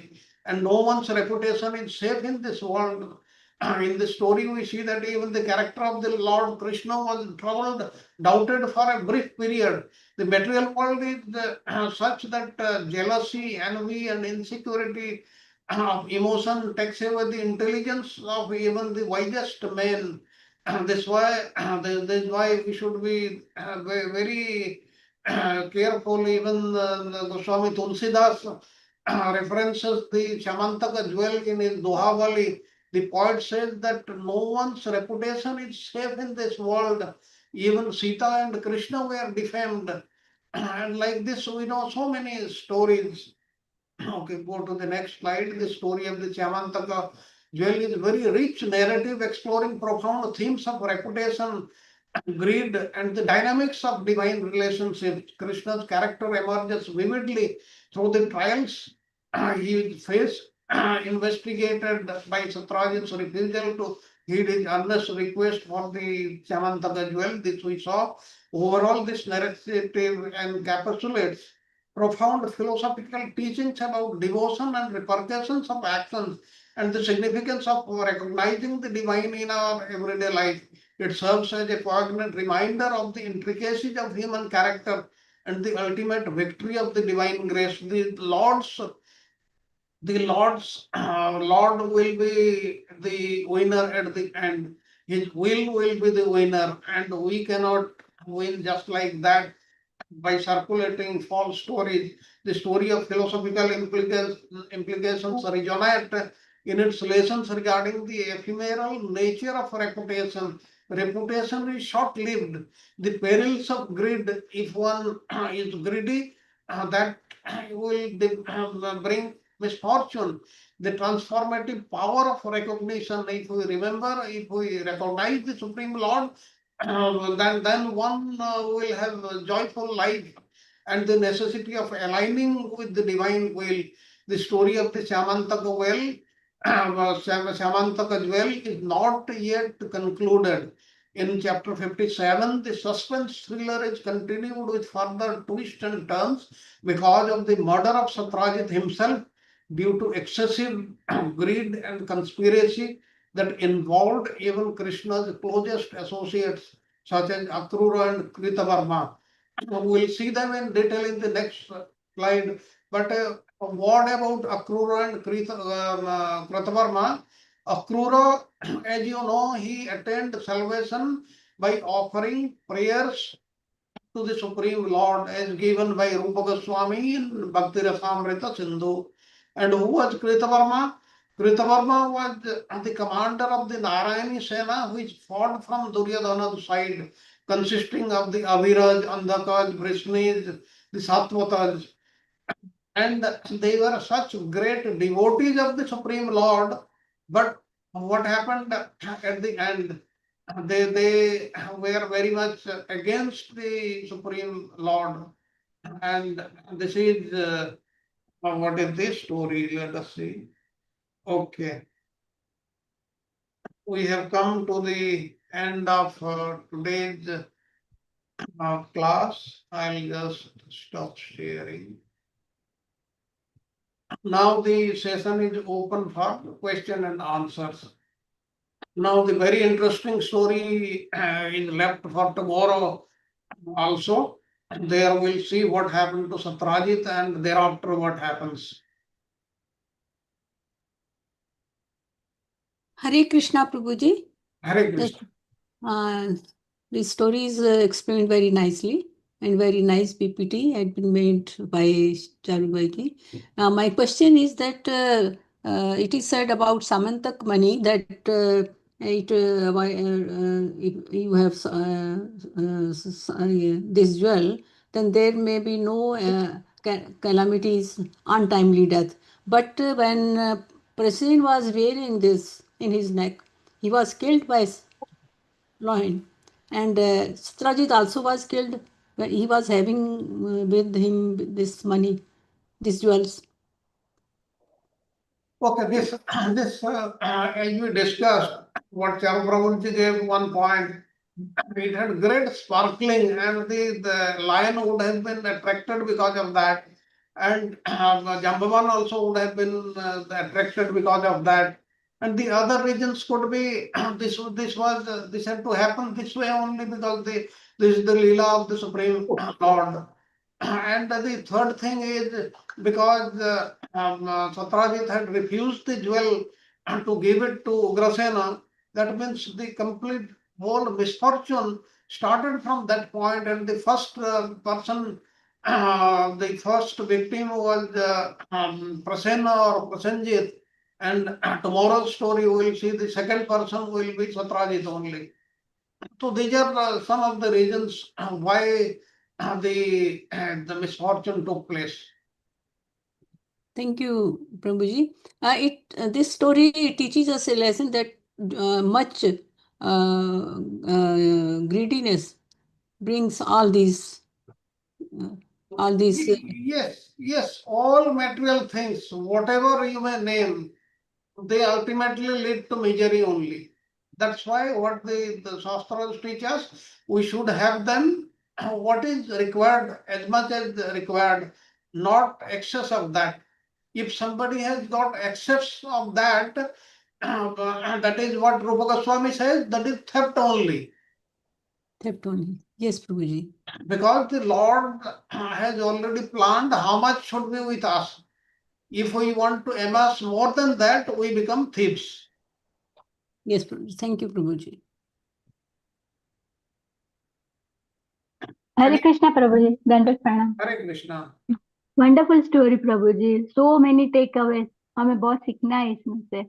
सबसे पहले तो ये कि demigod worship करते हैं और वो जो रिजल्ट देते हैं वो बहुत ही क्षणिक होता है और मिजरेबल भी होता है बाद में। वही जो वरदान मिलता है वही वरदान हमें फिर मिजरी में ट्रांसफर हो जाता है। मतलब सुख जो होता है वो दुख में का कवरिंग के रूप में ही होता है। Yes. और दूसरा जो है कि अगर हमारे पास सामर्थ्य है, जो हमारे पास जो भी है, अगर हम भगवान की सेवा में यूज नहीं करते तो उसका कोई मीनिंग ही नहीं है। We have to use in the service of the lord. और Yes, उसके भक्तों के लिए, है ना प्रभु जी? Yes. Even whatever talent we have, like somebody has got the talent of singing, like you are using it for the Lord will be too happy. But if one has got that the talent, but is not utilizing for the Lord, but utilizing for some other things in the material life, that is not good enough. Then he or she will encounter misfortune someday. That's why whatever we have, our wealth or our talents or anything the Lord has given us, we should use it for Himself. Tera tujhko arpan. Then He will be very, very happy. This is very, very true, Mataji. Yes प्रभु जी। और प्रभु जी, जामवन जी की जो story है वो हम भीष्म पितामह से भी कनेक्ट कर सकते, क्योंकि भीष्म पितामह भी वो वीर रस को एंजॉय करना चाहते थे, जैसे जामवन जी वीर रस को एंजॉय करना चाहते थे, तो हम उनको कनेक्ट कर सकते हैं, है ना प्रभु जी? Okay, this Rasaj, okay. Since there is enough time, I'll tell you this thing also. But any other question? प्रभु जी, ये कहा जाता है कि जो डेमीगॉड्स हैं, they give results according to our prayer. जो हम डिमांड करते हैं वो हमें पे करते हैं, whatever it is good और bad. But lord Krishna pay only which are better for us. It is true. No, there is a difference. Suppose we pray the demigod. What can demigod give us? What is destined for us? They can give it that only. More than that, they cannot, because that is under the Supreme Lord. Now, suppose something I have to get, say, after 5 years or 2 years, demigod can make it possible for me to get it immediately. That means the same thing has been shifted from that slot to this slot. This can happen. But he cannot give more than that. And the demigods, they give anything and everything without considering the results. Whereas Krishna considers whether it is good, whether it is useful to us or not. If it is not useful for us, even if you are praying to the Lord and Lord is very, very happy, still then He will not give us. That's why it is said that we should worship the Supreme Lord, that is Lord Krishna, and nobody else. That's why in the Bhagavad Gita also it is said demigod worship is very, very dangerous. They do not have got the power to give anything and everything. What to talk of liberation? Liberation, it is not in their hands only. Yes, except one Lord, that is the Lord Shiva. So that we have to remember. Okay, thank you, Prabhuji. Thank you so much. Hare Krishna Prabhuji, Dandavat pranam. Then, Thank you, Prabhuji. Very nice class. Prabhuji, what happened to Lord Krishna because he was doing penance, no, to get a son for Jambavati? What happened to that? Okay, Jambavati was brought to Dwaraka and the marriage took place. What happened? The Krishna married one princess in the beginning. Who was that? Rukmani. Rukmini. Rukmani ji. Rukmini. Then he married two of them. Who were they? Satyabhama. Jambavati and Satyabhama. And later on, we'll see how he married the 5 princesses. So he got married to Jambavati also. It is not given in so great detail in the Srimad Bhagavatam. Then he married Satyabhama also. Okay, any other question? Prabhu, any detail about who was Jambavati's mother? Jambavati's mother, actually, I also do not know. But okay, okay, since a lot of time is there, I have to tell you certain more things. Like one may think, oh, which I have heard from great personalities only. Like you may think, Jambavan was a bear. Jambavati's mother also must have been a bear. Who was it? What was the name? I do not know because it is not given in any of the scriptures. Then how she was a human being and one of the most beautiful. Now there is a story. What happened? Krishna, he got Jambavati. This was at midnight only. He came back to Dwarka into the palace and he was just about to enter the palace. At that time, because Krishna had not returned, Rukmini was very, very unhappy and she would not sleep throughout the night and she was walking around there. Now, suddenly when Rukmini saw Krishna, he saw Krishna with another woman. Now, seeing this, but what Krishna did, Krishna told Jambavati, he showed her a room. He said, you go inside the room, lock the room from inside, and don't open it till I tell you. Now, it happened like that. Then Krishna met Rukmini, and Rukmini asked, who was with you? He said, she is a very, very beautiful princess I brought. I'll marry him. Then Rukmini said, is she more beautiful than me? She said, I don't know, but she is very, very beautiful. Now then, she said, no, nobody can be more beautiful than me. He should be little less than me. Then she went and knocked at the door, but Jambavati would not open it till Krishna opened it. Now, when Krishna called her, she came. Now, because of this benediction by Rukmini, then that she should be beautiful but a little less than me, she became like that only. That is one of the things. Then regarding Jambavati, Devi Bhagavata Purana and Mahabharata, they narrate a story about how son was, that is, Samba was born to Jambavati. What the Jambavati was not getting any child. That's why and what she prayed to Krishna that she should have a son, and therefore Lord Krishna, he went to the Himalayas and he worshipped Lord Shiva.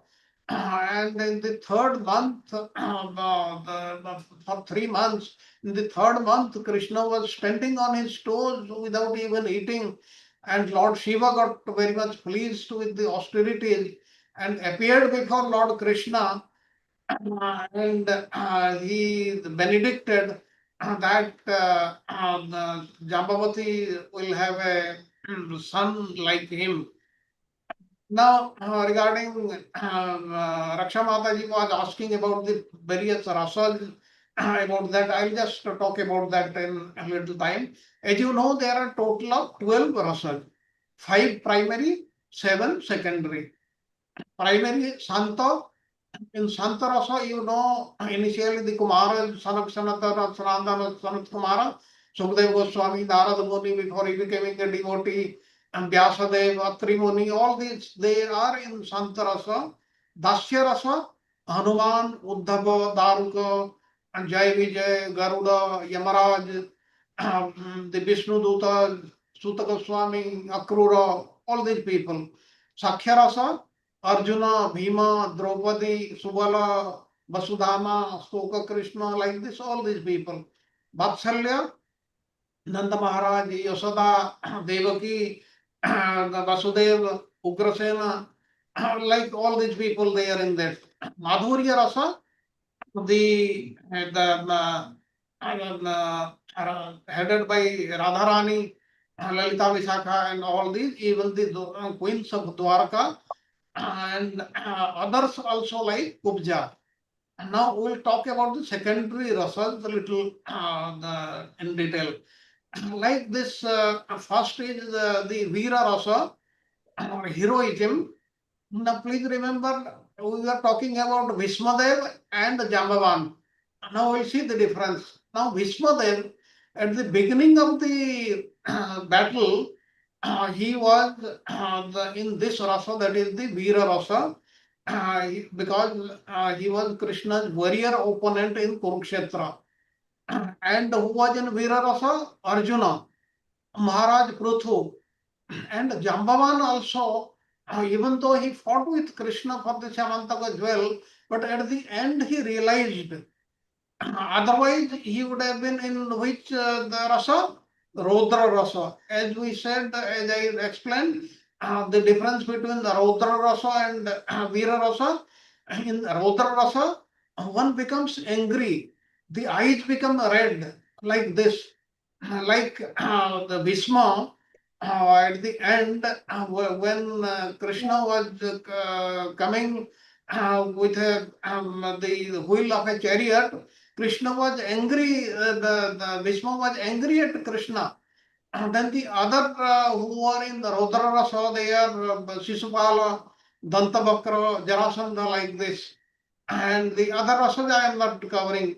Otherwise, I would have given you the example. So this is what is the difference between Lord Vishma, that is Vishmadev, and Jambavan.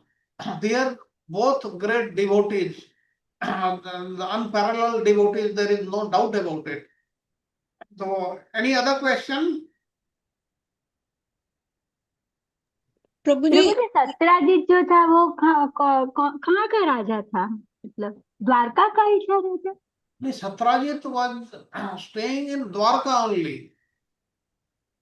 मगर वो राजा था ना कोई कहीं का? Like under the emperor, when even the Mughal kings were there used to मतलब be. different state के होते हैं इसमें. Yes, And like this, Satrajit was a smaller king. He was under Ugrasena, there was no doubt about it. प्रभु जी जाम्बान भी beer form में थे और उनकी मदर उनकी वाइफ मतलब जामवती की मदर भी, तो जामवती भी तो उसी फॉर्म में होगी, बियर फॉर्म में. Actually, what you are saying is correct, but what I told you the story, that also would have been would be correct. And you see, how can Jambavan live for 82 million years? These are all transcendental stories, and they are the great devotees of the Lord, and they are taking part in the Leelas of the Lord. That means all these things can happen. Like sometime if we hear the story of Hanuman also, it is something like that also. Okay ये भी हो सकता है कि Lord Krishna ने जब उनको कहा कि इस रूम में जाओ और खोलना नहीं, और उनकी बेनिडिक्शन की वजह से भी वो इस वुमेन फॉर्म में आ गया हो गई हो. It may be like what the story I told you, because of the benediction from the benediction, she could have been transformed into this. Yes, Prabhuji. Okay, thank you, Prabhuji. Any other point? Hare Krishna. Thank you, Prabhu. Wonderful class and wonderful PPTs. I think one key takeaway is, as Mataji said, like even worshipping demigods, if we do that, first try not, but if we have to, then it's for the pleasure of the Lord, asking for like Krishna Bhakti or for protection of the Lord. That is the melody. Yes. Yeah, and then like different devotees, they have different bhava, right? Like here you explain how Jaman very nicely first as a Rautra bhava, then a Virya, and like he gives pleasure to the Lord in different form, in different ways. So everyone has a very, very unique way to give pleasure to the Lord. So hopefully someday we'll find our way also. Thank you. Okay. Prabhuji, in Gujarati there is one proverb, જર જમીન અને જોરું ત્રણે કજિયાના છોરું. સારું પ્રભુજી, તમને કદાચ સમજાય છે તો? मतलब जर मतलब सोना, सोना जो है, जमीन जो है और स्त्री, ये तीनों जो है वो कॉज ऑफ द फाइटिंग हो सकते हैं.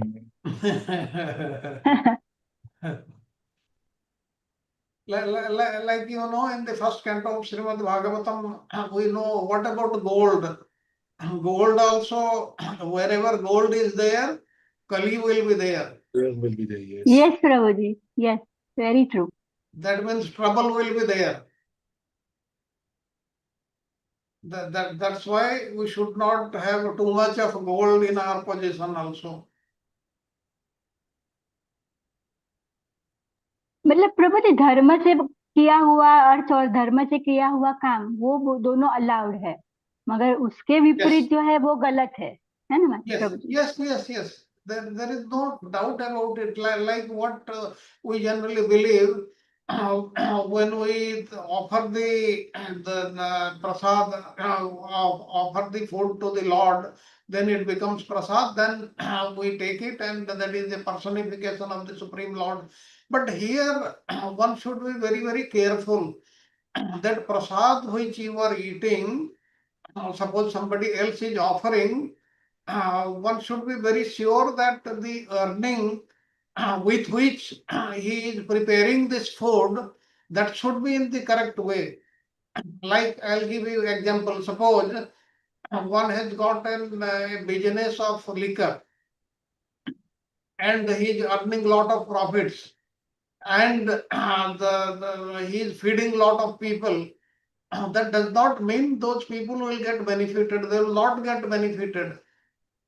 That is very sure. Even if it is being shown to the Lord or offered to the Lord in the beginning only, the Lord can digest that. Nobody else can digest that. That we have to be very, very sure.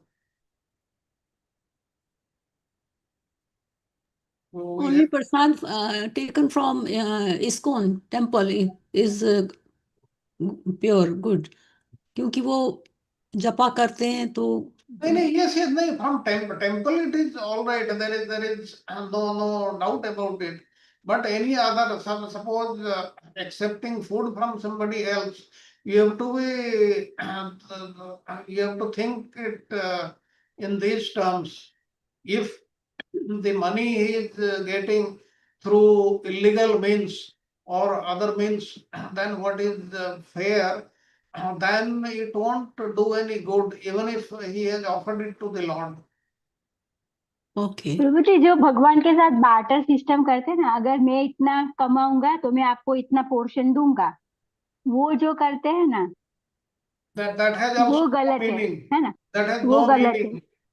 हाँ. Lord, please give me this much, I will give you 50%. That is doing business with the Lord. Yes. That is not going to help anybody. Yes, Prabhu ji. Any other comment?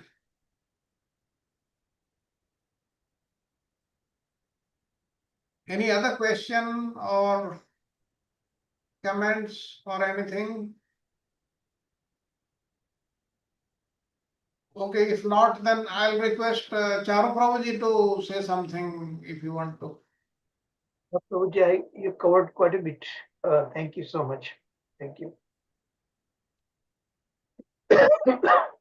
Thank you, Prabhuji. Then we'll conclude the today's class with the Nrsimha prayers. Yes, Prabhuji. Hare Krishna. Hare Krishna. Shrimad Bhagavatam की जय हो। नमस्ते नरसिंहाय, नमस्ते नरसिंहाय, प्रह्लादलाजदायिने, प्रह्लादलाजदायिने, हिरण्यकाशीपूर्वक्षः, हिरण्यकाशीपूर्वक्षः, शीलटङ्कानखालाये, शीलटङ्कानखालाये, इतो नरसिंहा परतो नरसिंहा, इतो नरसिंहा परतो नरसिंहा, यतो यतो यामि ततो नरसिंहा, यतो यतो यामि ततो नरसिंहा, बहिर्नरसिंहा हृदये नरसिंहा, बहिर्नरसिंहा हृदये नरसिंहा, नरसिंहमदिं शरणं प्रपद्ये, तव करकमलवरे नाथा, अद्भुत श्रृंगार ललिता हिरण्यकशिपु तनुभृङ्गान् केशवधृता नरहरि रूपा, जय जगदीश हरे, जय जगदीश हरे, जय जगदीश हरे, जय हो नरसिंहदेव, नरसिंहदेव, नरसिंहदेव, जय हो नरसिंहदेव, जय हो प्रहलाद महाराज, प्रहलाद महाराज, प्रहलाद महाराज, जय हो प्रहलाद महाराज, जय जय प्रभुपाद, प्रभुपाद, प्रभुपाद, प्रभुपाद, जय जय गुरुदेव, गुरुदेव, गुरुदेव, जय जय गुरुदेव। श्री विघ्न विनाशक नरसिंह भगवान की जय हो। भक्त शिरोमणि प्रहलाद महाराज की जय हो। हरे कृष्णा कृष्ण कृष्ण हरे हरे, हरे राम राम राम हरे हरे। सर्व डिवोटी की जय हो। श्रीमद् भागवतम की जय हो। थैंक यू प्रभु जी। धन्यवाद प्रणाम to all devotees.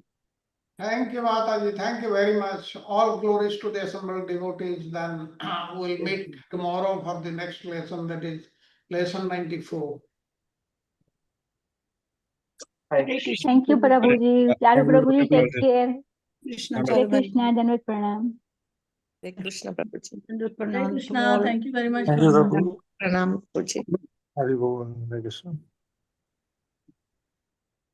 Thank you, Raghu.